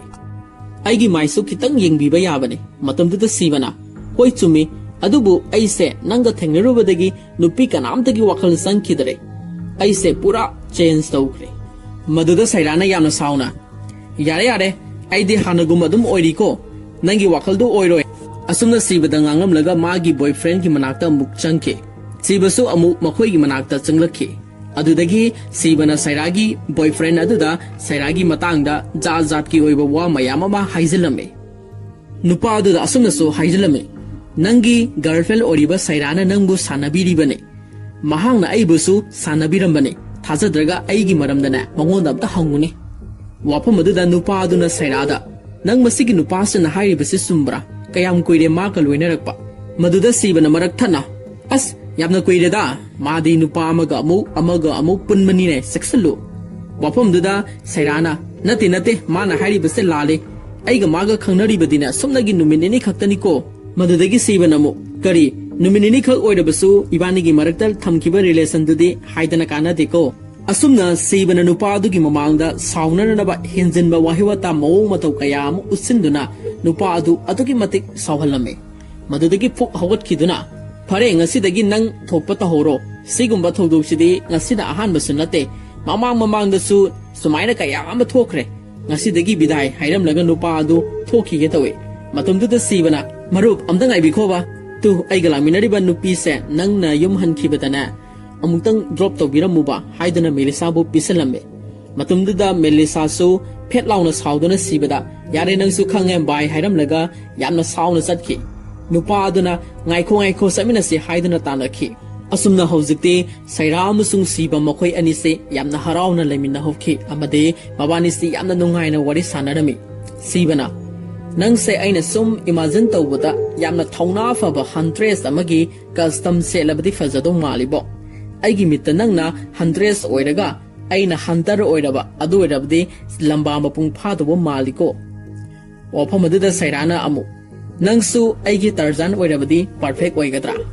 ꯃꯇꯧ ꯑꯁꯨꯝ ꯇꯧꯗꯨꯅ ꯁꯩꯔꯥ ꯑꯃꯁꯨꯡ ꯁꯤꯕ ꯃꯈꯣꯏ ꯑꯅꯤꯁꯤ ꯄꯥꯝꯖꯅ ꯅꯛꯁꯤꯟꯅꯕ ꯍꯥꯏꯕꯗꯨ ꯑꯣꯏꯈꯤ ꯑꯁꯨꯝꯅ ꯃꯈꯣꯏ ꯑꯅꯤꯁꯤ ꯇꯣꯏꯅ ꯆꯠꯃꯤꯟꯅꯕ ꯄꯨꯟꯃꯤꯟꯅꯕ ꯇꯁꯦꯡꯅ ꯅꯨꯡꯁꯤꯟꯅꯕ ꯍꯥꯏꯕꯗꯨ ꯑꯣꯏꯔꯛꯈꯤ ꯃꯁꯤꯒꯤ ꯃꯈꯥ ꯇꯥꯔꯛꯄꯗ ꯁꯩꯔꯥ ꯑꯃꯁꯨꯡ ꯁꯤꯕ ꯃꯈꯣꯏ ꯑꯅꯤꯁꯤ ꯅꯣꯡꯃꯒꯤ ꯅꯨꯃꯤꯠ ꯑꯃꯗ ꯋꯥꯀꯤꯡ ꯆꯠꯃꯤꯟꯅꯔꯝꯃꯤ ꯂꯝꯕꯤꯗ ꯂꯥꯏꯗꯕꯤ ꯌꯣꯟꯕ ꯗꯨꯀꯥꯟ ꯑꯃꯁꯨ ꯐꯥꯎꯔꯝꯃꯤ ꯃꯐꯝꯗꯨꯗ ꯂꯥꯏꯗꯕꯤ ꯅꯤꯡꯊꯧ ꯑꯃꯒ ꯃꯍꯥꯔꯥꯅꯤ ꯑꯃꯒ ꯌꯣꯜꯂꯝꯕ ꯊꯦꯡꯅꯈꯤ ꯃꯗꯨ ꯎꯔꯨꯕꯗ ꯁꯩꯔꯥꯒꯤ ꯃꯁꯥꯗ ꯀꯔꯤꯒꯨꯝꯕ ꯋꯥꯈꯜ ꯑꯃ ꯐꯥꯎꯔꯛꯄꯒꯨꯝ ꯇꯧꯈꯤ ꯃꯇꯝꯗꯨꯗ ꯁꯤꯕꯅ ꯁꯩꯔꯥꯗ ꯅꯪ ꯍꯛꯆꯥꯡ ꯉꯝꯗ꯭ꯔꯕꯔꯥ ꯀꯩꯗꯧꯔꯕꯒꯦ ꯍꯥꯏꯗꯨꯅ ꯍꯪꯂꯝꯃꯤ ꯁꯩꯔꯥꯅ ꯀꯩꯁꯨ ꯇꯧꯗꯦ ꯍꯥꯏꯔꯒ ꯃꯄꯤ ꯇꯥꯅ ꯀꯞꯂꯝꯃꯤ ꯇꯟꯖꯥ ꯑꯁꯤꯗ ꯁꯤꯕꯒꯤ ꯃꯃꯥꯟꯅꯕ ꯔꯥꯙꯥꯅ ꯀꯣꯜ ꯇꯧꯔꯛꯈꯤ ꯑꯗꯨꯒ ꯁꯤꯕꯕꯨ ꯊꯥꯔꯗ ꯁ꯭ꯇ꯭ꯔꯤꯠꯀꯤ ꯂꯥꯁ ꯍꯥꯎꯁꯇ ꯂꯥꯛꯂꯒ ꯃꯈꯣꯏꯒꯤ ꯄꯨꯟꯁꯤꯒꯤ ꯑꯐ-ꯐꯠꯇ ꯇꯥꯟꯅꯅꯅꯕ ꯃꯥꯏꯕꯤ ꯑꯃꯗ ꯌꯦꯡꯊꯣꯛꯅꯅꯕ ꯀꯧꯔꯛꯈꯤ ꯃꯗꯨꯗꯒꯤ ꯁꯤꯕꯅ ꯁꯩꯔꯥꯕꯨ ꯄꯨꯗꯨꯅ ꯃꯥꯏꯕꯤ ꯑꯗꯨꯒꯤ ꯃꯅꯥꯛꯇ ꯂꯥꯛꯂꯝꯃꯤ ꯃꯐꯝꯗꯨꯗ ꯔꯥꯙꯥꯁꯨ ꯃꯥꯒꯤ ꯅꯨꯄꯤ ꯀꯣꯏꯕ ꯐꯪꯗꯕꯒꯤ ꯃꯇꯥꯡꯗ ꯃꯥꯏꯕꯤ ꯑꯗꯨꯗ ꯌꯦꯡꯍꯜꯂꯝꯕꯅꯤ ꯑꯗꯨꯕꯨ ꯁꯩꯔꯥꯒ ꯃꯥꯏꯕꯤ ꯑꯗꯨꯒ ꯍꯦꯛ ꯎꯅꯕꯃꯛꯇꯗ ꯃꯕꯥꯅꯤꯁꯦ ꯌꯥꯝꯅ ꯃꯨꯟꯅ ꯏꯉꯛ-ꯉꯛꯅ ꯌꯦꯡꯅꯔꯝꯃꯤ ꯃꯥꯏꯕꯤ ꯑꯗꯨꯅ ꯁꯩꯔꯥꯕꯨ ꯌꯥꯝꯅ ꯆꯦꯛꯁꯤꯟꯅ ꯙ꯭ꯌꯥꯟ ꯇꯧꯗꯨꯅ ꯃꯥꯒꯤ ꯄꯨꯟꯁꯤꯒꯤ ꯃꯔꯝꯗ ꯌꯦꯡꯂꯝꯃꯤ ꯑꯗꯨꯒ ꯁꯩꯔꯥꯗ ꯍꯥꯏꯔꯝꯃꯤ ꯅꯍꯥꯛꯁꯤ ꯑꯍꯤꯡ ꯍꯦꯛ ꯇꯨꯝꯕ ꯌꯥꯗꯦ ꯀꯅꯥꯒꯨꯝꯕ ꯑꯃꯅ ꯍꯧꯗꯣꯔꯛꯄ꯭ꯔꯥ ꯁꯩꯔꯥꯅ ꯍꯣꯏ ꯍꯧꯗꯣꯔꯛꯈꯤ ꯃꯤꯇꯝ ꯑꯅꯤꯁꯨ ꯏꯁꯤꯡꯗ ꯏꯔꯥꯛꯅꯕ ꯁꯛꯇꯝ ꯑꯃꯁꯨ ꯇꯣꯏꯅ ꯎꯏ ꯑꯩꯅ ꯁꯨꯝ ꯈꯟꯕꯗ ꯑꯩꯒꯤ ꯂꯥꯏꯑꯣꯏꯈ꯭ꯔꯕ ꯑꯩꯒꯤ ꯃꯣꯝ ꯑꯃꯁꯨꯡ ꯗꯦꯠꯀ ꯑꯣꯏꯔꯝꯒꯗ꯭ꯔꯅ ꯈꯜꯂꯦ ꯋꯥꯐꯝ ꯑꯗꯨꯗ ꯁꯤꯕꯅ ꯀꯔꯝ ꯀꯥꯟꯗ ꯀꯃꯥꯏꯅ ꯊꯣꯛꯈꯤꯕꯅꯣ ꯁꯩꯔꯥꯅ ꯑꯩꯅ ꯆꯍꯤ 2 ꯁꯨꯔꯛꯄꯗ ꯏꯃꯥꯅꯦ ꯕꯕꯥꯅꯦ ꯑꯩꯒ ꯄꯨꯟꯅ ꯀꯥꯔ ꯑꯃꯗ ꯀꯣꯏꯕ ꯆꯠꯂꯝꯃꯤ ꯑꯗꯨꯕꯨ ꯂꯝꯕꯤꯗ ꯑꯦꯛꯁꯤꯗꯦꯟ ꯑꯃ ꯊꯣꯛꯈꯤ ꯀꯥꯔ ꯑꯗꯣ ꯏꯁꯤꯡꯗ ꯇꯥꯁꯤꯟꯈꯤ ꯏꯃꯥꯒ ꯄꯥꯕꯨꯡꯒꯁꯨ ꯏꯁꯤꯡꯗ ꯂꯨꯞꯈꯤ ꯃꯔꯝ ꯑꯁꯤꯅꯅꯤ ꯑꯩꯅ ꯏꯁꯤꯡ ꯍꯦꯛ ꯎꯕꯗ ꯌꯥꯗ꯭ꯔꯤꯕꯁꯤ ꯑꯩꯉꯣꯟꯗ ꯑꯀꯤꯕ ꯑꯃ ꯐꯥꯎꯔꯤꯕꯁꯤ ꯑꯁꯨꯝꯅ ꯁꯩꯔꯥꯒꯤ ꯏꯃꯣꯁꯟ ꯑꯣꯏꯕ ꯃꯑꯣꯡ ꯃꯇꯧ ꯑꯗꯨꯗ ꯁꯤꯕꯅ ꯐꯥꯒꯤ ꯇꯧꯗꯨꯅ ꯊꯦꯝꯖꯤꯟꯕꯤꯈꯤ ꯃꯁꯤꯒꯤ ꯃꯇꯨꯡꯗ ꯃꯥꯏꯕꯤ ꯅꯨꯄꯤ ꯑꯗꯨꯅ ꯃꯈꯥ ꯇꯥꯅ ꯁꯩꯔꯥꯗ ꯅꯪꯅ ꯈꯪꯅꯤꯡꯕ ꯍꯪꯅꯤꯡꯕꯁꯤꯡꯗꯨ ꯍꯪꯉꯨ ꯍꯥꯏꯔꯝꯃꯤ ꯃꯇꯝꯗꯨꯗ ꯁꯩꯔꯥꯅ ꯇꯁꯦꯡꯅ ꯍꯥꯏꯔꯕꯗ ꯁꯤꯕꯁꯤ ꯑꯩꯒ ꯂꯣꯏꯅꯕ ꯏꯀꯨꯏ ꯀꯨꯏꯗ꯭ꯔꯤ ꯑꯗꯨꯕꯨ ꯏꯕꯥꯅꯤꯁꯤ ꯑꯍꯥꯟꯕ ꯍꯦꯛ ꯎꯅꯕ ꯃꯇꯝꯗꯒꯤ ꯌꯥꯝꯅ ꯀꯨꯏꯅ ꯂꯣꯏꯅꯔꯛꯄ ꯃꯤꯁꯛ ꯑꯃꯒꯨꯝ ꯏꯁꯥꯗ ꯀꯩꯅꯣꯝꯃꯗꯤ ꯑꯗꯨꯝ ꯐꯥꯎꯗꯨꯅ ꯂꯥꯛꯄꯅꯤ ꯑꯩ ꯇꯁꯦꯡꯅ ꯃꯗꯨꯒꯤꯗꯃꯛ ꯉꯛꯏ ꯃꯗꯨꯗꯒꯤ ꯃꯥꯏꯕꯤ ꯑꯗꯨꯅ ꯁꯩꯔꯥꯒꯤ ꯃꯈꯨꯠ ꯄꯥꯏꯗꯨꯅ ꯑꯃꯨꯛ ꯌꯦꯡꯂꯝꯃꯤ ꯁꯩꯔꯥꯗ ꯑꯁꯨꯝꯅ ꯍꯥꯏꯔꯛꯏ ꯅꯪꯒꯤ ꯇꯨꯡꯒꯤ ꯄꯨꯟꯁꯤꯗ ꯀꯅꯥꯒꯨꯝꯕ ꯑꯃ ꯈꯪꯍꯧꯗꯅ ꯂꯥꯛꯀꯗꯧꯔꯦ ꯃꯍꯥꯛꯅ ꯃꯔꯝ ꯑꯣꯏꯔꯒ ꯅꯪꯒꯤ ꯄꯨꯟꯁꯤꯗꯨ ꯑꯍꯣꯡꯕ ꯈꯔ ꯄꯤꯒꯗꯧꯔꯤ ꯃꯇꯝꯗꯨꯗ ꯁꯩꯔꯥꯅ ꯀꯅꯥꯅꯣ ꯍꯥꯏꯅ ꯍꯪꯈꯤ ꯃꯗꯨꯗ ꯃꯥꯏꯕꯤ ꯑꯗꯨꯅ ꯅꯤꯡꯊꯧ ꯃꯆꯥꯅꯨꯄꯥ ꯑꯃꯅꯤ ꯃꯃꯥꯡꯒꯤ ꯃꯄꯣꯛꯇ ꯊꯣꯛꯈꯤꯕ ꯊꯧꯗꯣꯛꯁꯤꯡꯗꯨ ꯑꯃꯨꯛ ꯅꯧꯍꯧꯅꯅ ꯍꯟꯖꯤꯟꯅ ꯊꯣꯛꯀꯗꯧꯔꯤ ꯃꯗꯨ ꯊꯣꯛꯍꯜꯂꯣꯏꯒꯦ ꯍꯥꯏꯔꯕꯗꯤ ꯅꯪꯒꯤ ꯅꯈꯨꯠꯇ ꯂꯩꯔꯦ ꯃꯗꯨꯗꯒꯤ ꯁꯩꯔꯥꯅ ꯁꯤꯕꯗꯤ ꯍꯥꯟꯅꯗꯒꯤ ꯑꯩꯒꯤ ꯏꯅꯥꯛꯇ ꯃꯥꯡꯖꯧꯅꯅ ꯂꯥꯛꯇꯨꯅ ꯂꯩꯔꯕꯅꯤ ꯑꯗꯨꯕꯨ ꯑꯍꯣꯡꯕꯗꯤ ꯀꯔꯤꯁꯨ ꯂꯩꯇꯦ ꯍꯥꯏꯅ ꯃꯊꯟꯇ ꯈꯟꯖꯈꯤ ꯃꯗꯨꯗ ꯁꯤꯕꯅꯁꯨ ꯀꯔꯤꯁꯨ ꯈꯜꯂꯨꯅꯨꯗ ꯍꯥꯏꯗꯨꯅ ꯁꯩꯔꯥꯕꯨ ꯊꯦꯝꯖꯤꯟꯕꯤꯔꯝꯃꯤ ꯃꯊꯪꯒꯤ ꯁꯤꯟꯗ ꯐꯤꯂꯝꯁꯤꯒꯤ ꯃꯦꯟ ꯚꯤꯂꯦꯟ ꯑꯣꯏꯔꯤꯕ ꯖꯀꯤꯔꯅ ꯍꯦꯂꯤꯀꯣꯞꯇꯔ ꯑꯃꯗꯒꯤ ꯀꯨꯝꯊꯔꯛꯄꯒꯤ ꯃꯇꯥꯡꯅꯤ ꯃꯍꯥꯛꯅ ꯍꯦꯂꯤꯀꯣꯞꯇꯔꯗꯒꯤ ꯍꯦꯛ ꯀꯨꯝꯊꯔꯛꯄꯒ ꯈꯪꯍꯧꯗꯅ ꯅꯣꯡꯁꯤ ꯀꯟꯅ ꯆꯨꯊꯔꯛꯏ ꯃꯁꯤꯒꯤ ꯃꯊꯪꯗ ꯁꯤꯕꯅ ꯃꯍꯥꯛꯀꯤ ꯃꯃꯥꯗ ꯚꯤꯗꯤꯑꯣ ꯀꯣꯜ ꯇꯧꯗꯨꯅ ꯁꯩꯔꯥꯒꯤ ꯃꯁꯛ ꯇꯥꯛꯂꯝꯃꯤ ꯃꯗꯨꯗ ꯃꯃꯥꯅꯁꯨ ꯁꯩꯔꯥꯕꯨ ꯃꯁꯛ ꯌꯥꯝꯅ ꯐꯖꯩ ꯏꯃꯧ ꯅꯨꯄꯤ ꯑꯣꯏꯕ ꯄꯥꯝꯃꯤ ꯍꯥꯏꯔꯝꯃꯤ ꯃꯗꯨꯗ ꯁꯩꯔꯥꯁꯨ ꯍꯔꯥꯎꯖꯈꯤ ꯅꯣꯡꯃꯗꯤ ꯃꯈꯣꯏ ꯑꯅꯤꯁꯤ ꯁꯤ ꯕꯤꯆꯇ ꯂꯥꯛꯇꯨꯅ ꯖꯥꯖ ꯃ꯭ꯌꯨꯖꯤꯛ ꯇꯧꯐꯝꯗ ꯆꯪꯂꯛꯈꯤ ꯃꯗꯨꯗ ꯁꯤꯕꯅ ꯃꯐꯝꯗꯨꯗ ꯂꯩꯔꯝꯕ ꯅꯨꯄꯤꯁꯤꯡꯒ ꯗꯥꯟꯁ ꯇꯧꯃꯤꯟꯅꯔꯝꯃꯤ ꯃꯗꯨ ꯎꯔꯨꯕꯗ ꯁꯩꯔꯥꯁꯤ ꯌꯥꯝꯅ ꯁꯥꯎꯅꯤꯡꯂꯗꯨꯅ ꯃꯍꯥꯛꯁꯨ ꯑꯇꯣꯞꯄ ꯃꯤꯑꯣꯏ ꯑꯃꯒ ꯁꯤꯕꯒꯤ ꯃꯃꯥꯡꯗ ꯂꯦꯟꯅꯕ ꯄꯥꯝꯂꯝꯃꯤ ꯃꯗꯨꯗꯒꯤ ꯁꯩꯔꯥꯁꯤ ꯀꯣꯌꯦꯡ ꯌꯦꯡꯗꯨꯅ ꯂꯥꯛꯄꯅ ꯖꯀꯤꯔꯒꯤ ꯃꯅꯥꯛꯇ ꯆꯪꯂꯛꯈꯤ अदुगा जकीरदा वारी साबा हौजिलमे जकीर से वा इंगा ngang ड्रिंक तौदुना लेरमने सैराना जकीरदा ngasi phawda aingonda yingbirakaba nupasi atangmani nahaksi wa inga ngangde mayamna somda party tawduna enjoy tawri aduga nangna nathanta tuminna leptuna mapum sida leiri nahaki si girlfriend ngaiba oiramdu mali wafam adu tarabada zakirna mamai leithoraglaga masidi aigi hainabine aidi party yawrabasu silent adumak legalle farene somgi khutsi paiduna dance tawminaba yagadra मदुदा सैराना हाइफेट हाइनिंगदबगी मोंग अमा उल्लमी मदुदा जकीरना नोइगुम्बा अवांगमा नुपीसिंगसी dance तौबा हाइरमलोइने मदुदा सैराना सीबगी ममांगदा चाखलगे हाइदुना जकीरदा फरेने खुदसी pyro dance हाइते हाइबदु येंगलसी हाइदुना मयामना dance तौरिबा मरकदुदा चंगलकी असुमना ममिंग खंग्रिबा नुपा असिगा सैरागा मोंगी dance तौखाइरमे जकीरना नाहक्सी single ओइरमगदबा माले सैराना नंगसु single नतबरने जकीरना होय एदी single ने सैराना थाजबदी ngamteko जकीरना आइगा मतम खरा लोइनरसी अदुगा नंगना आइगी मरमदा मयेक सेंगना खंगलकनी सैराना ए नंगिसिदे openly flirting तौबगी Monginis ने जकीरना नति नति असेंगमने अदो फरेने करिनो मथक्सिने सैराना होयने नंगना अपामा अमा हेक्ता थगलसी असुमना जकीरना ड्रिंक लोब चटख्रिङैदा सीबसु सैरागी मनाक्ता लाक्लमी अदुगा सैरादा बेबी नाहक्से यामना जेलस ओइबा माले तंजादुदा जकीरना ड्रिंक पुदुना चंगलखि अदुगा सैरादा पिरमे मतमदुदा सीबना सैरादगी ड्रिंक अदु लौदुना थक्लमी अदुगा जकीरदा नाहाना नुपीसिदा ड्रिंक पिथक्लबसु नुपीसिदे आइना युमदा दुम पुदुना चखिगने मदुदा जकीरना अमो होइने होइने नंगना नुपीसिगी ममांगदा हीरोस फना साजरबसु लौबुदी आइना दुम लौगने वफम से हायरगा जकीर से नोकफेट तौखि अदुगा मथंगदा अमुक थेंगनरसिको हायरमलगा थोखिरमी मसिगी मखा तारकपदा सीबना सैरागी मनाक्ता लागलमी अदुगा मखोय अनि से हप्ता अमा मुक्ति थेंगनदब तारे हायरमी मदुदा सैराना करिगिनो हाइसे सीबना बैंकी कॉन्फ्रेंस अमा बेनादा चलुगदौरे वफम अदु ताबदा सैरासी मपुंगनिंग यामना नुंगाइजरमदे मदुदा सीबना मतम चुप्पगी ओइना काइनदोब नत्ते आई यामना थुना हलकनी हाइदुना थेमजिनबिरमे असुमना सीबसी बेनादा कॉन्फ्रेंस यावबा चटखिरमे मसिगी मखा तारकपदा हानगी मतौगुम सैरागी ममंगदा मिस्ट्री ओइबा ममंग अदु अमुकसु उरमे मदुदा सैरासी करी थोलगदगे हाइदुना यामना पाखसरमे मथंगी नुमिता महौशागुम सैराना महाकी दुकान अदु थोंग लोनसिनलमलगा थोरकपदा जकीरना ngaiduna lerme मदुदा जकीरना ngasidi nahak se amuk silent da leire aiga zamina basida nungai tabra nahak na nokpasi irasi yamna leine asumna zakirna sairagi thamoibu khudum chanana ba wahiwata kayama haiduna themlame maduda sairasi zakir se paisa yamna paiba misak oibanina mahaka business tawmina se haizilami मदुदा जकीरना सु हराव हराव यारमे असुमना मखोय अनिसी वारी साना सानादुना लाकमना लंबीदा नोंगसी कन्ना सुथरकी मतमदुदा जकीरगी बॉडीगार्डना महाकी गाड़ी अदु थौजिलखी मदुदा जकीरना सैराबु महाका पुन्ना हनमिनख्रसे हायरमी मदुदा सैरासे वखल अमा Munna खलमी अदुगा जकीरगी गाड़ीदा तोंकटखी मसिगी मतुंगदा जकीरना महाकी hotel अदुदा सैराबु पुदुना चंगलखी मतमदुदा जकीरना सैरागा पुन्ना नुंगाई नुंगाइबा वारी कया अमा सानदुना यू थगमिनरमी अदुगा एन्जॉय तौरमे मतांग अदुदा सैराना महाकी बॉयफ्रेंड ओइरिबा सीबगी मरमदा वाफम खरा पलखी मदुदगी जकीरना नंगी बॉयफ्रेंड अदुबु कयामुक यामना नुंसिबगे हाइदुना हंगलमी मदुदा सैराना महाक याउद्रबदी आई हिंगबा ngamdoba मानद्रे हाइना खुमखी मदुगी वाहे अदु तारुबदगी जकीरना सैराना थकदौरिबा यू अदुदा पंगथननबा हिदाक यानसिनतुना सैराबु पिथकलमी असुमना सैरासी जकीरगा मखोय अनि पार्टी लोइरबगी तुंगदा मयुमदा थिनबिरगे हाइदुना जकीरगी का तुंगखलमी ngaihak leiraga ngasai hidak adugi reaction aduna sairasi gyan mangkhirame masigi khudong chaba sil lawraduna zakirna sairabu arapa mapam amada chananaba thoranglame salamdagi matamaduda zakirna mahaki bodyguard singda sibabu thengnaba mapamda hatokro hairamlaga sairabu pamladuna helicopter da haptuna puduna satki masigi mathangda sairasi gyan taraktuna mikap tholaki ꯃꯍꯥꯛꯅ ꯃꯃꯤꯠ ꯄꯥꯡꯊꯣꯔꯛꯄꯗ ꯂꯩꯔꯝꯂꯤꯕ ꯃꯐꯝꯗꯨ ꯀꯗꯥꯏꯗꯅꯣ ꯍꯥꯏꯗꯨꯅ ꯀꯣꯌꯦꯡ ꯌꯦꯡꯂꯝꯃꯤ꯫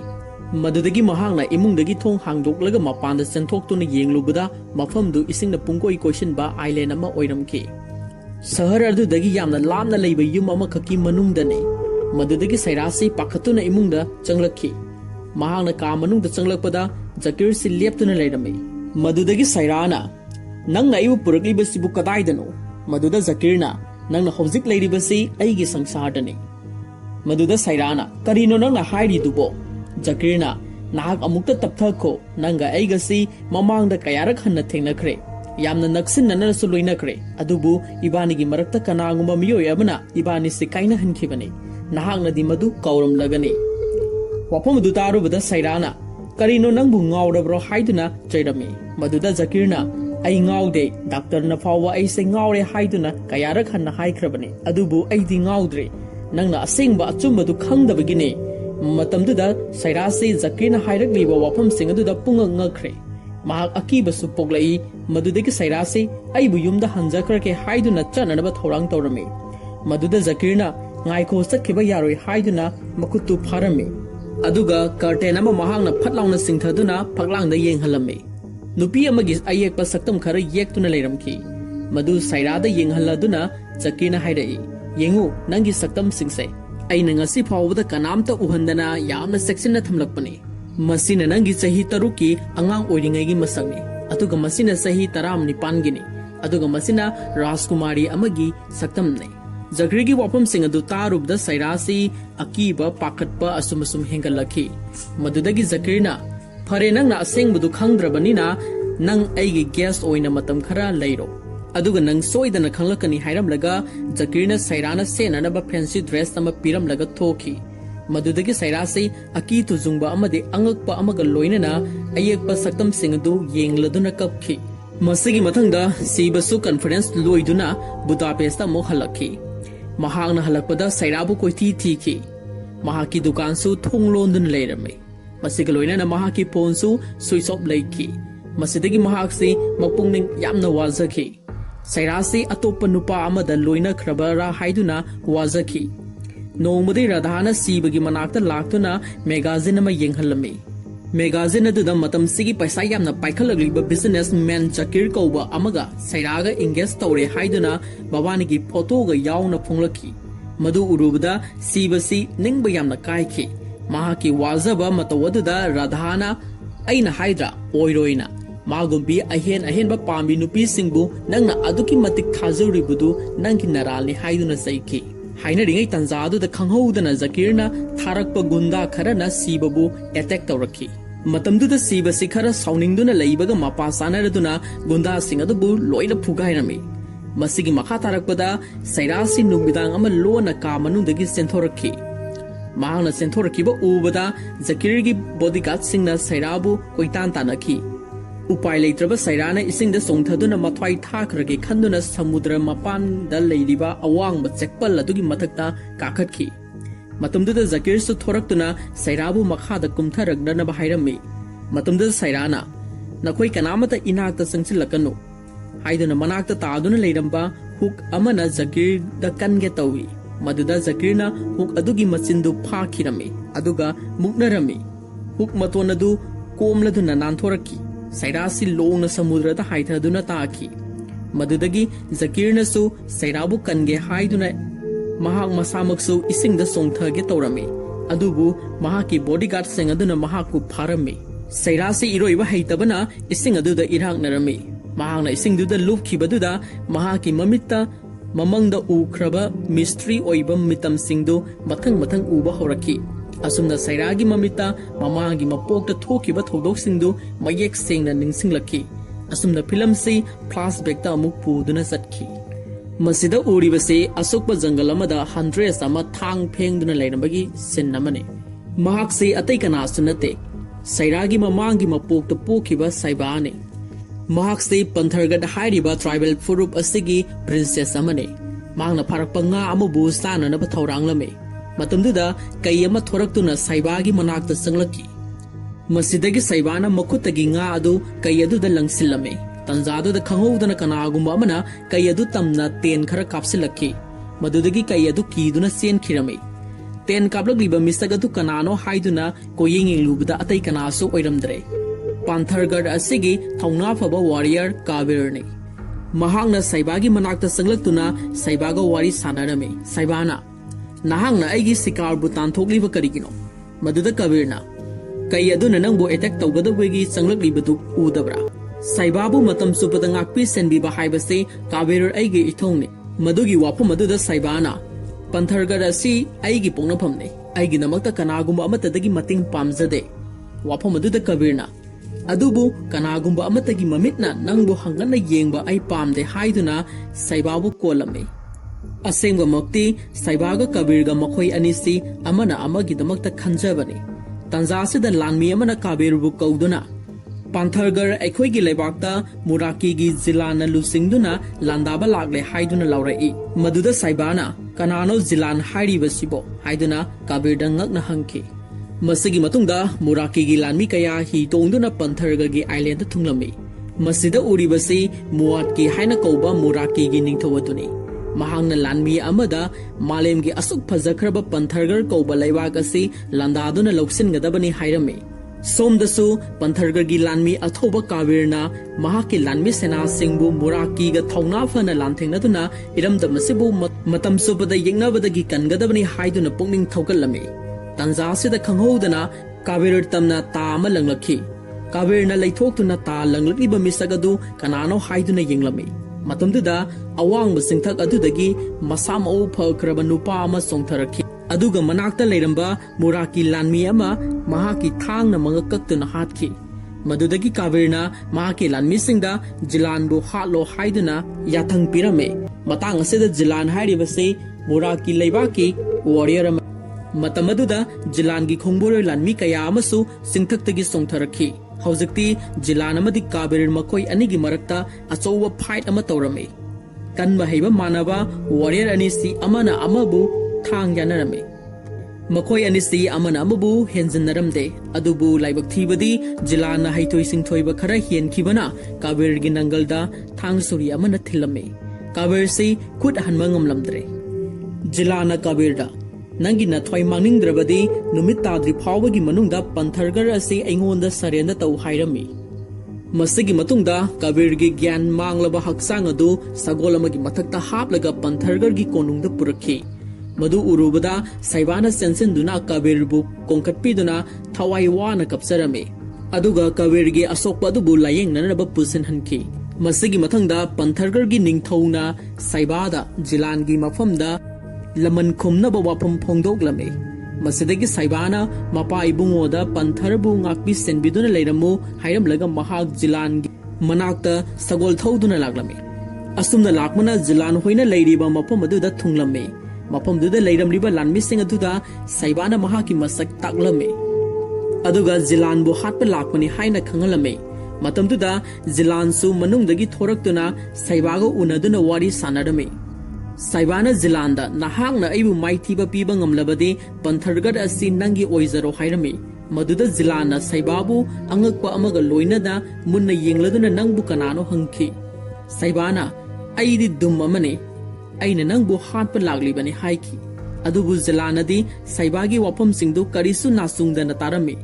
महांगना सैबाबु उरुबदा थमोइदा अपांबा हाइबदु पोक्लमे मसिदगी जिलाना नमाय अमता हंगदो नसक अमतंग येंगे मसिदगी सैबाना मनाक्ता लेरिबा इसिंग पात्र अदुदा ममाइदा कुपलिबा फी अदु हांगदोक्तुना mummy ओइना येंगहलमे मदु उरुबदा जिलानसे सैबाबु अमुका हेना पामलखी माकी थमोइदा सैबाबु नुंगसिबगी mummy अमसु ताखी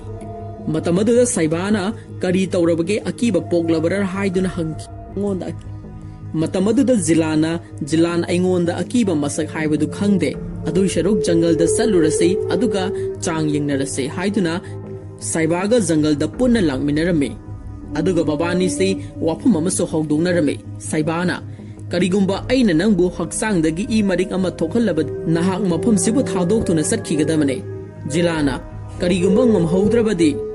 सैबाना करिगुंबा ngamhौद्रबदी अइ इसा याउना पंथरगढ़ असि नंगी ओइजरो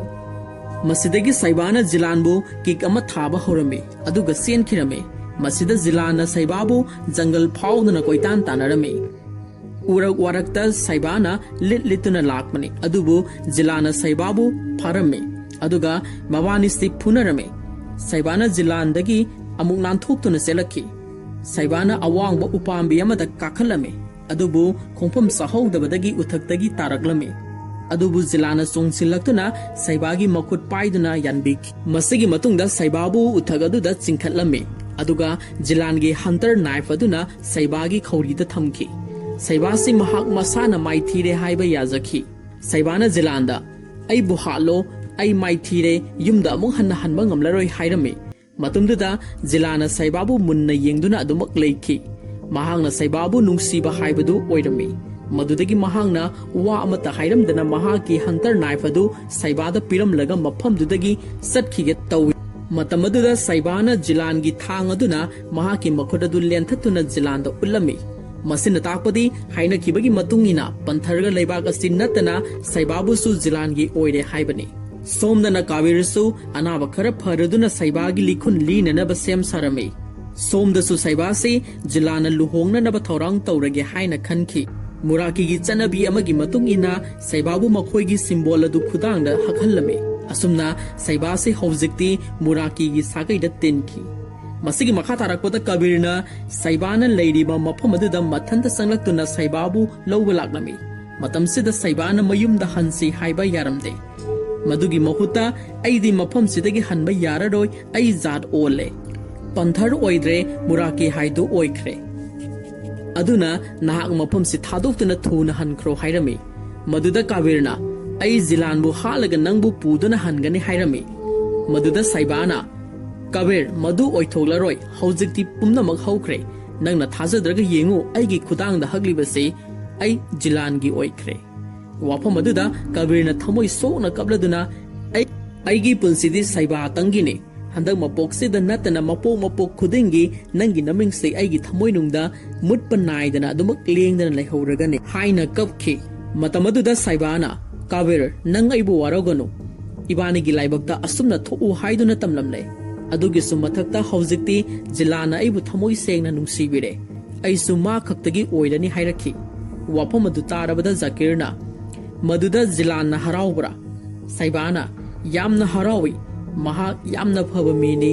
वाफम अदुदा जाकिरसि थमोय काइना सैबाबु विस पिरम लगा थोखे मसिगी मखा तारकपदा जिलाना मसुंग सैबा मखोय अनिसि लुहोंगलमे लुहोंबगी अहिंग अदुदा जिलाना सैबागी हक्सांगदा सोगलमे मतमसिदा सैबाना नहाक ऐबु कयाम नुंसिबगी हंगलखि जिलाना हौजिक्ति ऐ नंगिदमक तौबा ngamloidaba करिसु लेत्रे नंगबु यामना नुंसि सैबाना अदु ओइरबदी ngasi haiba numit asidagi mingonda maram sadana lan tauba toklo hairame maduda zilana hoi ai toklagani adubu nangbu nungsibagi damaktadi lan taunanabagi ayaba du pibiyu hairame masida saibasi zilanbu thamoi sengna nungsi haibadu khangki hainariba tanza asida atiya mathakta nongthang kublakhi aduga akanba nonglilu sedamasu taurame madu urubada saibana karino nahan khaiga manadaba khudam ulibasibo hanglai मदुदा जिलाना मसी अतै करीगी सुन्नत नंगसी मपोक खुदिंगदा ऐगी ओइगनी हाइबगी खुदमने सिगुम्बा नोंगलें नुंसिद असि तोइना थोकते चही लिसिंग अममम लेरगा यामना तांगना थोकपने वाफम असि तारुबदा सैबागी थमोइदा जिलानबु नुंसिबा हेंगलखि महाकी पुंगनिंगबु फाजिनजबा ngamlamde मसिदगी जिलानबु नुंसिना येंगलमे अदुगा मफमदु मक्तददा बाबानिगी ओइबा physical relation अमा सुथमलमे असुमना नुंसिनरिंगै मतमसिदा नारोंदगी काबीरना जिलानगी नंगलदा थांगना थिलमे अदुगा सैबाबु फाजिनदुना थमखि मदुदगी जिलानसि काबीरगी लानमिसिंगना फुदरमे अदुबु महाक थांगना थिनखिबना मरम ओइदुना थौना लिंजन फुदोकपा ngamखिदे मरमसिना काबीरगी लानमिसिंगना जिलानबुसु फारमे मसिगी मथंगदा जिलानबु मख्वांगदा नुंगदुम अमा किरमे अदुगा इसिंगदा इंथननबा थौरांखि मतमसिदा काबीर नहाक हौजिक्ति सैबाबु नुंसिरुबना नाथ्वाइ मांगलनिदो मसि पुनमक्सि सैबागी लौनम हैबि नुंसिबसिनने जिलाना ऐ हौजिक्ति कनामता नुंसिबा फाउद्रे थाजबा हाइबदु मांगख्रे हाइदुना सैबादा वारौजरमे जिलानगी वाफमदुदा सैबासु यामना कपचरमे मदुदगी काबीरना जिलानबु इसिंगदा थादख्रो हाइना याथंग तौखि मतमदुदा मुराकीगी पंडित अमा लागलगा काबीरदा मदु तौगनु फक्ते पाप ओइगनि हाइखि मदुदा काबीरना ꯅꯨꯡꯁꯤꯕꯒꯤꯗꯃꯛꯇꯗꯤ ꯄꯥꯞ ꯂꯩꯇꯦ ꯍꯥꯏꯅ ꯈꯨꯝꯈꯤ꯫ ꯄꯟꯗꯤꯠ ꯑꯗꯨꯅ ꯉꯁꯤꯒꯤ ꯅꯨꯃꯤꯠꯁꯦ ꯌꯥꯝꯅ ꯇꯥꯡꯅ ꯊꯣꯛꯄꯅꯤ, ꯅꯨꯡꯁꯤꯕꯒꯤꯗꯃꯛ ꯊꯋꯥꯏ ꯊꯥꯗꯣꯛꯎ, ꯑꯗꯨꯕꯨ ꯅꯨꯡꯁꯤꯕꯒꯤꯗꯃꯛꯇ ꯃꯤꯕꯨ ꯍꯥꯠꯀꯅꯨ ꯍꯥꯏꯗꯨꯅ ꯈꯥꯝꯂꯝꯃꯤ꯫ ꯃꯗꯨꯗ ꯀꯕꯤꯔꯅ ꯑꯗꯨ ꯑꯗꯥ ꯑꯩ ꯀꯩꯝꯇ ꯈꯪꯗꯦ, ꯑꯩꯒꯤ ꯍꯥꯏꯕꯕꯨ ꯁꯩꯕꯥ ꯑꯩ ꯏꯊꯟꯇꯒꯤ ꯑꯣꯏꯒꯅꯤ, ꯀꯅꯥꯃꯇꯒꯤ ꯑꯣꯏꯕ ꯌꯥꯔꯣꯏ ꯍꯥꯏꯔꯝꯂꯒ ꯖꯤꯂꯥꯟꯕꯨ ꯏꯁꯤꯡꯗ ꯏꯟꯊꯈꯤ꯫ ꯑꯁꯨꯝꯅ ꯖꯤꯂꯥꯟꯅ ꯏꯁꯤꯡꯗ ꯂꯨꯞꯈꯤꯕꯗꯨ ꯎꯔꯨꯕꯗ ꯁꯩꯕꯥꯁꯨ ꯂꯥꯟꯃꯤꯒꯤ ꯃꯈꯨꯠꯇꯒꯤ ꯅꯥꯟꯊꯣꯛꯇꯨꯅ ꯏꯁꯤꯡꯗ ꯆꯣꯡꯊꯔꯝꯃꯤ꯫ ꯑꯗꯨꯒ ꯖꯤꯂꯥꯟꯕꯨ ꯄꯨꯜꯂꯤꯕ ꯊꯧꯔꯤ ꯑꯗꯨꯕꯨ ꯂꯧꯊꯣꯛꯅꯅꯕ ꯀꯟꯅ ꯍꯣꯠꯅꯖꯈꯤ, ꯑꯗꯨꯕꯨ ꯎꯄꯥꯏ ꯂꯩꯔꯝꯗꯦ꯫ ꯁꯩꯕꯥꯁꯨ ꯖꯤꯂꯥꯟꯕꯨ ꯀꯣꯟꯁꯤꯟꯗꯨꯅ ꯃꯍꯥꯛꯁꯨ ꯊꯋꯥꯏ ꯊꯥꯃꯤꯟꯅꯔꯝꯃꯤ꯫ ꯁꯣꯝꯗꯅ ꯂꯩꯀꯪꯗ ꯂꯩꯍꯧꯕ ꯀꯕꯤꯔꯅ ꯁꯩꯕꯥꯁꯨ ꯐꯥꯎꯒꯠꯂꯛꯇꯕ ꯎꯕꯗ ꯃꯍꯥꯛꯁꯨ ꯅꯨꯡꯁꯤꯕꯒꯤꯗꯃꯛ ꯊꯋꯥꯏ ꯊꯥꯒꯅꯤ, ꯁꯩꯕꯥ ꯀꯅꯥꯃꯇꯒꯤ ꯑꯣꯏꯕ ꯌꯥꯔꯣꯏ ꯍꯥꯏꯔꯝꯂꯒ ꯃꯍꯥꯛ ꯃꯁꯥꯒꯤ ꯃꯈꯨꯠꯇꯨꯃꯛꯅ ꯃꯉꯛꯁꯝꯗ ꯊꯥꯡꯅ ꯂꯦꯟꯊꯠꯇꯨꯅ ꯁꯩꯕꯥꯅ ꯆꯣꯡꯊꯈꯤꯕ ꯃꯐꯝꯗꯨꯃꯛꯇꯗ ꯇꯥꯁꯤꯟꯈꯤ꯫ ꯑꯁꯨꯝꯅ ꯅꯨꯡꯁꯤꯕꯒꯤꯗꯃꯛ ꯖꯤꯂꯥꯟ, ꯁꯩꯕꯥ, ꯀꯕꯤꯔ ꯃꯈꯣꯏ ꯑꯍꯨꯝꯃꯛ ꯊꯋꯥꯏ ꯊꯥꯃꯤꯟꯅꯈꯤ꯫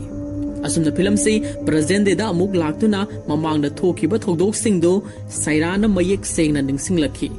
ꯑꯁꯨꯝꯅ ꯁꯩꯔꯥꯁꯤ ꯃꯍꯥꯛꯅ ꯒ꯭ꯌꯥꯟ ꯇꯥꯔꯛꯄꯗ ꯏꯁꯤꯡ ꯃꯄꯥꯟꯗ ꯇꯥꯗꯨꯅ ꯂꯩꯔꯝꯈꯤ꯫ ꯃꯁꯤꯗꯒꯤ ꯃꯍꯥꯛꯅ ꯅꯣꯡꯃ ꯃꯥꯏꯕꯤꯅ ꯍꯥꯏꯔꯛꯈꯤꯕ ꯋꯥꯐꯝꯁꯤꯡꯗꯨꯁꯨ ꯃꯊꯪ ꯃꯊꯪ ꯅꯤꯡꯁꯤꯡꯂꯛꯈꯤ꯫ ꯃꯁꯤꯒꯤ ꯃꯊꯪꯗ ꯁꯩꯔꯥꯁꯤ ꯖꯀꯤꯔꯒꯤ ꯃꯌꯨꯝ ꯃꯅꯨꯡꯗ ꯆꯪꯂꯛꯈꯤ꯫ ꯃꯅꯨꯡꯗ ꯖꯀꯤꯔꯁꯤ ꯂꯦꯞꯇꯨꯅ ꯂꯩꯔꯝꯃꯤ꯫ ꯃꯗꯨꯗ ꯁꯩꯔꯥꯅ ꯖꯀꯤꯔꯗ ꯀꯕꯤꯔ ꯍꯥꯏꯗꯨꯅ ꯀꯧꯔꯛꯈꯤ꯫ ꯃꯗꯨꯗ ꯖꯀꯤꯔꯅ "ꯑꯣ, ꯅꯪ ꯍꯧꯖꯤꯛꯇꯤ ꯄꯨꯝꯅꯃꯛꯇꯨ ꯅꯤꯡꯁꯤꯡꯂꯛꯂꯕꯔꯥ?" ꯃꯗꯨꯗ ꯁꯩꯔꯥꯅ "ꯍꯣꯏ." ꯃꯗꯨꯗꯒꯤ ꯖꯀꯤꯔꯅ ꯁꯩꯔꯥꯕꯨ ꯐꯤ ꯑꯃꯅ ꯃꯁꯥ ꯄꯨꯝꯕ ꯇꯩꯊꯣꯛꯄꯤꯈꯤ, ꯑꯗꯨꯒ ꯍꯥꯏꯔꯛꯏ, "ꯍꯧꯖꯤꯛꯇꯤ ꯍꯥꯟꯅꯒꯨꯝ ꯅꯪꯅ ꯃꯍꯥꯔꯥꯅꯤ ꯑꯗꯨꯒ ꯑꯩꯅ ꯅꯤꯡꯊꯧ ꯑꯣꯏꯔꯒꯗꯕꯅꯤ, ꯑꯗꯨꯕꯨ ꯃꯔꯛꯁꯤꯗ ꯁꯤꯕꯅ ꯌꯦꯜꯂꯛꯇꯅꯅꯕ ꯃꯥꯡꯍꯟꯗꯕ ꯌꯥꯗꯦ꯫ ꯃꯍꯥꯛꯄꯨ ꯍꯥꯟꯅ ꯍꯥꯠꯂꯒ ꯅꯪꯕꯨ ꯍꯥꯟꯅ ꯂꯨꯍꯣꯡꯂꯒ ꯃꯥꯕꯨ ꯀꯣꯟꯅ ꯍꯥꯠꯂꯨꯔꯥ ꯍꯥꯏꯅ ꯍꯪꯈꯤ꯫ ꯃꯗꯨꯗ ꯁꯩꯕꯥꯅ "ꯃꯥꯒꯤ ꯄꯨꯟꯁꯤꯕꯨ ꯀꯟꯕꯤꯌꯨ, ꯃꯥꯗꯤ ꯀꯔꯤꯁꯨ ꯈꯪꯖꯗꯕꯅꯤ, ꯄꯨꯝꯅꯃꯛꯁꯦ ꯑꯩꯒꯤ ꯏꯔꯥꯜꯅꯤ" ꯍꯥꯏꯗꯨꯅ ꯖꯀꯤꯔꯕꯨ ꯊꯦꯝꯂꯝꯃꯤ꯫ "ꯀꯕꯤꯔ, ꯅꯪ ꯃꯗꯨ ꯇꯧꯒꯅꯨ, ꯑꯩꯗꯤ ꯍꯧꯈ꯭ꯔꯕ ꯋꯥꯔꯤꯁꯤꯡ ꯑꯗꯨ ꯑꯃꯨꯛ ꯍꯟꯅ ꯊꯣꯛꯄ ꯄꯥꯝꯗꯦ, ꯆꯦꯟꯖ ꯇꯧꯕ ꯄꯥꯝꯃꯤ꯫ ꯅꯨꯡꯁꯤꯕꯒꯤꯗꯃꯛ ꯀꯅꯥꯒꯨꯝꯕ ꯑꯃꯒꯤ ꯄꯨꯟꯁꯤꯕꯨ ꯏꯍꯤꯡ ꯅꯥꯍꯤꯡ ꯊꯣꯛꯍꯟꯕ ꯑꯩ ꯄꯥꯝꯗꯦ." ꯃꯗꯨꯗ ꯖꯀꯤꯔꯅ "ꯐꯔꯦꯅꯦ, ꯑꯗꯨꯗꯤ ꯃꯍꯥꯛꯁꯤ ꯃꯊꯟꯇ ꯕꯤꯜꯗꯤꯡꯗꯒꯤ ꯇꯥꯍꯜꯂꯒ ꯁꯤꯍꯟꯁꯤꯔꯥ, ꯅꯠꯇ꯭ꯔꯒꯅ ꯏꯂꯦꯛꯇ꯭ꯔꯤꯛ ꯁꯣꯛ ꯇꯧꯔꯒ ꯍꯥꯠꯁꯤꯔꯥ?" ꯁꯩꯔꯥꯅ "ꯃꯗꯨ ꯑꯃꯠꯇ ꯇꯧꯒꯅꯨ, ꯑꯩ ꯃꯥꯕꯨ ꯊꯦꯝꯂꯒ ꯐꯖꯅ ꯊꯝꯂꯝꯒꯦ, ꯑꯗꯨꯒ ꯅꯪꯅ ꯄꯥꯝꯂꯤꯕꯁꯤꯡꯗꯨ ꯄꯥꯡꯊꯣꯛꯎ." ꯃꯗꯨꯗ ꯖꯀꯤꯔꯅ "ꯐꯔꯦ ꯐꯔꯦ, ꯑꯗꯨ ꯑꯣꯏꯔꯕꯗꯤ ꯅꯨꯃꯤꯠ 6 ꯐꯥꯎꯕꯒꯤ ꯃꯅꯨꯡꯗ ꯏꯕꯥꯅꯤ ꯑꯦꯡꯒꯦꯖ ꯇꯧꯒꯗꯕꯅꯤ" ꯍꯥꯏꯔꯝꯂꯒ ꯖꯀꯤꯔꯁꯤ ꯊꯣꯛꯈꯤꯔꯝꯃꯤ꯫ ꯃꯇꯝꯗꯨꯗ ꯁꯩꯔꯥꯁꯤ ꯇꯧꯐꯝ ꯈꯪꯗꯅ ꯀꯥ ꯃꯅꯨꯡꯗ ꯀꯞꯇꯨꯅ ꯂꯩꯍꯧꯈꯤ꯫ ꯃꯁꯤꯒꯤ ꯃꯇꯨꯡꯗ ꯁꯩꯔꯥꯒ ꯖꯀꯤꯔꯒ ꯃꯕꯥꯅꯤꯁꯤ ꯑꯦꯡꯒꯦꯖ ꯁꯦꯔꯦꯃꯣꯅꯤ ꯄꯥꯡꯊꯣꯛꯂꯝꯃꯤ꯫ ꯃꯇꯝ ꯑꯁꯤꯗ ꯖꯀꯤꯔꯅ ꯁꯩꯔꯥꯗ ꯗꯥꯏꯃꯟꯒꯤ ꯈꯨꯗꯣꯞ ꯑꯃ ꯁꯤꯕꯤꯔꯝꯃꯤ꯫ ꯍꯥꯏꯔꯤꯕ ꯇꯥꯟꯖꯥ ꯑꯁꯤꯗ ꯁꯤꯕꯅ ꯃꯤꯌꯥꯝ ꯃꯔꯛꯇꯒꯤ ꯊꯣꯔꯛꯇꯨꯅ "ꯀꯪꯒ꯭ꯔꯦꯆꯨꯂꯦꯁꯟ ꯃꯥꯏ ꯂꯚ" ꯍꯥꯏꯗꯨꯅ ꯈꯨꯕꯥꯛ ꯈꯨꯔꯛꯈꯤ꯫ ꯁꯩꯔꯥꯁꯤ ꯁꯤꯕ ꯎꯕꯗ ꯍꯥꯏꯐꯝ ꯈꯪꯗꯅ ꯑꯋꯥꯕ ꯍꯥꯏꯕꯗꯨ ꯑꯣꯏꯔꯝꯃꯤ꯫ ꯁꯤꯕꯅ ꯁꯩꯔꯥꯗ "ꯑꯍꯦꯟꯕ ꯄꯥꯝꯕ ꯍꯥꯏꯕꯁꯤ ꯃꯤꯑꯣꯏꯕꯒꯤ ꯍꯧꯅꯁꯥꯅꯤ. ꯑꯩꯅ ꯁꯨꯞꯅꯇꯪꯒꯤ ꯍꯞꯇꯥ ꯑꯃꯈꯛ ꯅꯪꯕꯨ ꯍꯨꯟꯗꯣꯛꯂꯝꯂꯦ, ꯑꯗꯨꯒ ꯅꯪꯅ ꯑꯃꯨꯛ ꯍꯞꯇꯥ ꯑꯁꯤꯒꯤ ꯃꯅꯨꯡꯗ ꯃꯤꯂꯤꯅꯔꯤ ꯑꯃꯒ ꯑꯃꯨꯛ ꯑꯦꯡꯒꯦꯖ ꯇꯧꯔꯝꯃꯤ. ꯅꯪꯅ ꯊꯥꯡꯂꯤꯕ ꯈꯣꯡꯊꯥꯡꯁꯤ ꯌꯥꯝꯅ ꯆꯨꯝꯃꯤ" ꯍꯥꯏꯗꯨꯅ ꯁꯩꯔꯥꯕꯨ ꯉꯝꯈꯩ ꯂꯩꯇꯅ ꯋꯥꯔꯧꯈꯤ꯫ ꯑꯗꯨꯒ ꯖꯀꯤꯔꯗ ꯑꯃꯨꯛ ꯑꯣꯟꯁꯤꯜꯂꯒ "ꯅꯍꯥꯛ ꯑꯩꯅ ꯍꯥꯏꯈꯤꯕꯁꯤꯡ ꯑꯗꯨ ꯀꯥꯎꯒꯅꯨ. ꯅꯪꯅ ꯃꯉꯣꯟꯗ ꯗꯥꯏꯃꯟꯒꯤ ꯔꯤꯡ ꯁꯤꯕꯤꯔꯕꯁꯨ ꯃꯥꯕꯨꯗꯤ ꯑꯩꯅ ꯌꯨꯝꯗ ꯍꯟꯕꯗ ꯁꯣꯏꯗꯅ ꯄꯨꯈꯤꯒꯅꯤ" ꯍꯥꯏꯔꯝꯂꯒ ꯁꯤꯕꯁꯤ ꯃꯐꯝꯗꯨ ꯊꯥꯗꯣꯛꯇꯨꯅ ꯆꯠꯈꯤꯔꯝꯃꯤ꯫ ꯃꯗꯨꯗ ꯖꯀꯤꯔꯅ "ꯉꯥꯏꯈꯣꯅꯦ, ꯗꯤꯅꯔ ꯑꯃꯇ ꯆꯥꯃꯤꯟꯅꯈꯤꯁꯦ" ꯍꯥꯏꯅ ꯂꯥꯎꯈꯤ꯫ ꯑꯁꯨꯝꯅ ꯑꯦꯡꯒꯦꯖ ꯁꯦꯔꯦꯃꯣꯅꯤ ꯑꯁꯤ ꯃꯄꯨꯡ ꯐꯥꯅ ꯄꯥꯡꯊꯣꯛꯂꯝꯃꯤ꯫ ꯃꯁꯤꯒꯤ ꯃꯊꯪꯗ ꯁꯩꯔꯥꯁꯤ ꯃꯍꯥꯛꯀꯤ ꯀꯥꯗ ꯍꯜꯂꯛꯂꯝꯃꯤ꯫ ꯀꯥ ꯃꯅꯨꯡꯗ ꯁꯤꯕꯁꯤ ꯐꯝꯗꯨꯅ ꯂꯩꯔꯝꯃꯤ꯫ ꯃꯇꯝ ꯑꯗꯨꯗ ꯁꯩꯔꯥꯁꯤ ꯉꯛꯇꯨꯅ ꯌꯦꯡꯈꯤ꯫ ꯃꯗꯨꯗ ꯁꯤꯕꯅ "ꯀꯔꯤꯅꯣ, ꯀꯔꯤ ꯈꯨꯠꯌꯦꯡꯅꯣ? ꯑꯩꯕꯨ ꯃꯁꯛ ꯈꯪꯗ꯭ꯔꯕꯔꯥ?" ꯁꯤꯕꯅ "ꯅꯪ ꯀꯩꯗꯧꯕ ꯂꯥꯛꯏꯅꯣ ꯃꯐꯝꯁꯤꯗ? ꯑꯩ ꯂꯨꯍꯣꯡꯗꯧꯔꯕ ꯅꯨꯄꯤꯅꯤ." ꯁꯤꯕꯅ "ꯍꯣꯏꯅꯦ ꯍꯣꯏꯅꯦ, ꯑꯩꯁꯨ ꯈꯪꯉꯤ. ꯑꯗꯨꯕꯨ ꯅꯪꯅ ꯑꯩꯉꯣꯟꯗ ꯆꯤꯠ ꯇꯧꯔꯝꯂꯤꯕ ꯑꯁꯤ ꯀꯔꯤꯒꯤꯅꯣ? ꯏꯁꯥꯅꯁꯨ ꯈꯪꯉꯤ, ꯑꯩꯁꯤ ꯕꯦꯡꯀꯔ ꯑꯃꯅꯤ. ꯃꯍꯥꯛꯀ ꯆꯥꯡꯗꯝꯅꯕ ꯌꯥꯔꯣꯏ ꯍꯥꯏꯕ ꯑꯩ ꯈꯪꯉꯤ. ꯑꯗꯨꯕꯨ ꯅꯪꯅ ꯑꯩꯒꯤ ꯅꯨꯡꯁꯤꯕꯕꯨꯗꯤ ꯄꯩꯁꯥꯒ ꯑꯣꯟꯅꯕ ꯈꯛ ꯌꯥꯔꯣꯏ." ꯑꯁꯨꯝꯅ ꯁꯤꯕꯒ ꯁꯩꯔꯥꯒ ꯋꯥꯔꯤ ꯁꯥꯟꯅꯔꯤꯉꯩꯗ ꯖꯀꯤꯔꯒꯤ ꯕꯣꯗꯤꯒꯥꯔꯗꯁꯤꯡꯅ ꯆꯪꯂꯛꯇꯨꯅ ꯁꯤꯕꯕꯨ ꯅꯣꯡꯃꯩꯅ ꯀꯥꯞꯀꯦ ꯇꯧꯏ꯫ ꯃꯇꯝꯗꯨꯗ ꯁꯤꯕꯅ ꯁꯩꯔꯥꯕꯨ ꯇꯦꯕꯜ ꯃꯊꯛꯇ ꯂꯩꯔꯝꯕ ꯊꯥꯡ ꯑꯃꯅ ꯂꯦꯟꯒꯦ ꯇꯧꯗꯨꯅ ꯕꯣꯗꯤꯒꯥꯔꯗꯁꯤꯡ ꯑꯗꯨ ꯆꯪꯂꯛꯇꯅꯕ ꯈꯪꯍꯜꯂꯝꯃꯤ꯫ ꯃꯁꯤꯗꯒꯤ ꯁꯤꯕꯅ ꯁꯩꯔꯥꯕꯨ ꯄꯨꯗꯨꯅ ꯃꯐꯝꯗꯨꯗꯒꯤ ꯅꯥꯟꯊꯣꯛꯇꯨꯅ ꯆꯦꯜꯂꯛꯈꯤ꯫ ꯃꯕꯥꯅꯤꯁꯤ ꯏꯁꯤꯡꯗ ꯆꯣꯡꯊꯗꯨꯅ ꯑꯇꯣꯞꯄ ꯑꯥꯏꯂꯦꯟ ꯑꯃꯗ ꯊꯨꯡꯂꯝꯃꯤ꯫ ꯖꯀꯤꯔꯁꯤ ꯁꯥꯎꯕꯅ ꯃꯩ ꯍꯧꯔꯗꯨꯅ ꯁꯤꯕꯒ ꯁꯩꯔꯥꯒ ꯃꯈꯣꯏ ꯑꯅꯤꯕꯨ ꯖꯍꯥꯖꯇ ꯇꯥꯟꯅꯔꯛꯈꯤ꯫ ꯃꯗꯨ ꯎꯔꯨꯕꯗꯒꯤ ꯃꯕꯥꯅꯤꯁꯤ ꯑꯃꯨꯛ ꯃꯐꯝꯗꯨꯗꯒꯤ ꯑꯇꯣꯞꯄ ꯃꯐꯝ ꯑꯃꯗ ꯑꯃꯨꯛ ꯆꯦꯜꯂꯛꯈꯤ꯫ ꯂꯝꯕꯤꯗ ꯁꯩꯔꯥꯅ ꯁꯤꯕꯗ सीबा नाहाक्सी वारियर अमा ओइरमने अदुगा आइना हंट्रेस वारियर अमने इबानी से ममांगी मपोक्ता हाना थेंनख्रे नंग काउरब्रा हाइदना हंगलमे मतमदुदा सीबदी सैराना हाइरिबा सिंगदु चोइरो लोले महाक्सी कैदो बिख्रबा जानो हाइदना खलमे मदुदगी महांगना राधाहादा कोल तौदुना असुमना सैरमे नहांगना सैराबु मथुंग मरम खंगदबी माइबी नुपी अमदा येंगहलुबदगी सैरासे चोइरो पारो लोले मदुदगी हेंदोक्तना आइबु हुंदोगलगा अतोप्पा नुपा अमदा लुहोंगननबा थौरांग तौरमे नंग खंगनी लेदा लेरमु हाइदुना साउना सैखी मदुदा सैराना सीबा आई केमता ngaugde aina hariba singse achumane nang amuktang din ningsingduna yengu haina hanjin hanjin haizarame sairagi wafum singdu sibana di pummak ngakhi aduga matang saduna phagi tawrakanu hairame tanjaduda zakirgi miyoi singna babani bu koithi thirakhi masidagi babani se atopa mafam amada amuk chelakhi mafam dudasu sairana sibagi nangalda tariba dagadu poglakpadagi yaurakpa dag nate zakirna mamangi mapogaduda thangna thinkhibagi dakpamni haiduna yengan madudasu sibana sairagi wafamdu phagi tathoklame masidagi sairana sauduna phare nangna ibu thajadrabanina nangna thantha lehoro hairai tanjaduda zakirgi miyoi singna makhoi anida nongmaina kapsilakhi mabani se amuk yumlak phauduna mathang mathang selakhi tungdasu mabani bu tanaba leblamde masidagi makhoi ani se jahaz tongduna mafam adudagi yamna haisingna nangthorakhi asumna selakpana lambida sibagi mamanaba radhaga thingnarame radhana sibada makhoi budapest tamna chatkinanaba paisa amasung jahaz ke ticket pirame matumduda sibana radhabu nungsina konarame masigi mathangda zakir si saira nanthokhi basida tokpam khangdaba haibadu oirame mahangna section na thamjaba sairagi ayekpa saktam singdu loina segairame masigi makha tarakpada sib amasung saira makhoi anisi jahaz tongduna budapest tamna laklame matamdu ahing nongyaini sairana sibada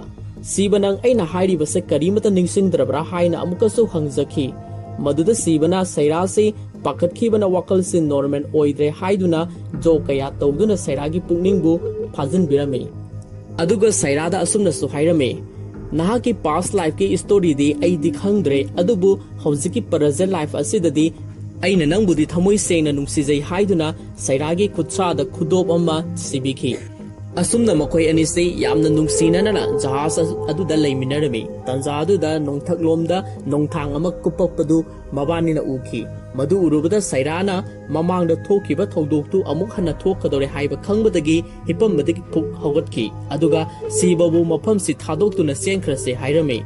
tanja aduda nongthaklomda helicopter ama pairakpa ukhi hairiba helicopter adu jahaz aduda landing tawrame adudagi zakir sikum tharakhi zakirna radhabusu phaduna puraklame aduga mahak se asawgi matau lawraga sairabu helicopter da lemna kakhat kinanna bahairame adubu sairana sibagi marumda adumak laisinduna leiki masidagi zakirna nongmayama puthoktuna sibada kapsilakhi sibasi thabakta nongmay maruna panki aduga mahak se longna haithaki madudagi zakirgi miyoi singna hanagi mapokta tawkhiba adugumna sibagi makhongda yotlina punkhirami aduga sairabu su phazilame matamduda sibagi wakalda mamangda thokiba wari adu matek matek ningsinglakba horame masidagi zakirna sibabu isingda thadarage haiduna sibagi manakta sanglakhi matamaduda zakirgi maithong adu urubadagi mamangi mapokta thokiba thodok singdu amata sithadana sibana ningsinglakhi tanjaduda zakirna sibada nungaina satloko jilan haina kauduna sibabu yotum amada kiraga isingda thadarame madudagi sibana zakirgi makhong paiduna yankhiduna zakirga punna bawani si ising manungda taminarame sibana zakirbu kanna konsinduna ising manung aduda ngakthi saptuna zakirbu halame matamduda sibasu ising manungduda adumak lublame madudagi sairana songtharaktuna sibabu mokhot paiduna yanbirame aduga kisiliba yoli adu lokthok piramki asumna sibasi sining sita hinghaurame masigi mathangda amritsargi temple amagi mamangda angang anigi saktam ulai hairiba angang anisi siba amasung sairagi masanuba phaibok anini masa singi mafamda siba amasung sairagi mamangi mapokta thokiba wari singdu ngasaidagi wari liduna tahalamba oiramki asumna film ase happy ending da loisanki ꯃꯁꯤꯅꯤ ꯉꯁꯤꯒꯤ ꯃꯅꯤꯄꯨꯔ ꯗ꯭ꯔꯤꯝꯁꯅ ꯄꯨꯗꯨꯅ ꯂꯥꯛꯆꯔꯤꯕ ꯔꯥꯎꯇꯥ ꯃꯨꯚꯤꯒꯤ ꯃꯄꯨꯡ ꯑꯣꯏꯕ explanation ꯃꯈꯥ ꯇꯥꯅ ꯑꯗꯣꯝꯅ ꯅꯨꯡꯉꯥꯏꯔꯕ movie ꯀꯌꯥꯒꯤ ꯑꯦꯛꯁꯄ꯭ꯂꯦꯅꯦꯁꯟꯁꯨ ꯆꯦꯅꯦꯜ ꯑꯁꯤꯅ ꯄꯨꯗꯨꯅ ꯂꯥꯛꯆꯈꯤꯒꯦ ꯉꯁꯤꯒꯤꯗꯃꯛꯇꯗꯤ ꯃꯌꯥꯝꯕꯨ ꯑꯃꯨꯛꯀ ꯍꯟꯅ ꯊꯥꯒꯠꯆꯔꯤ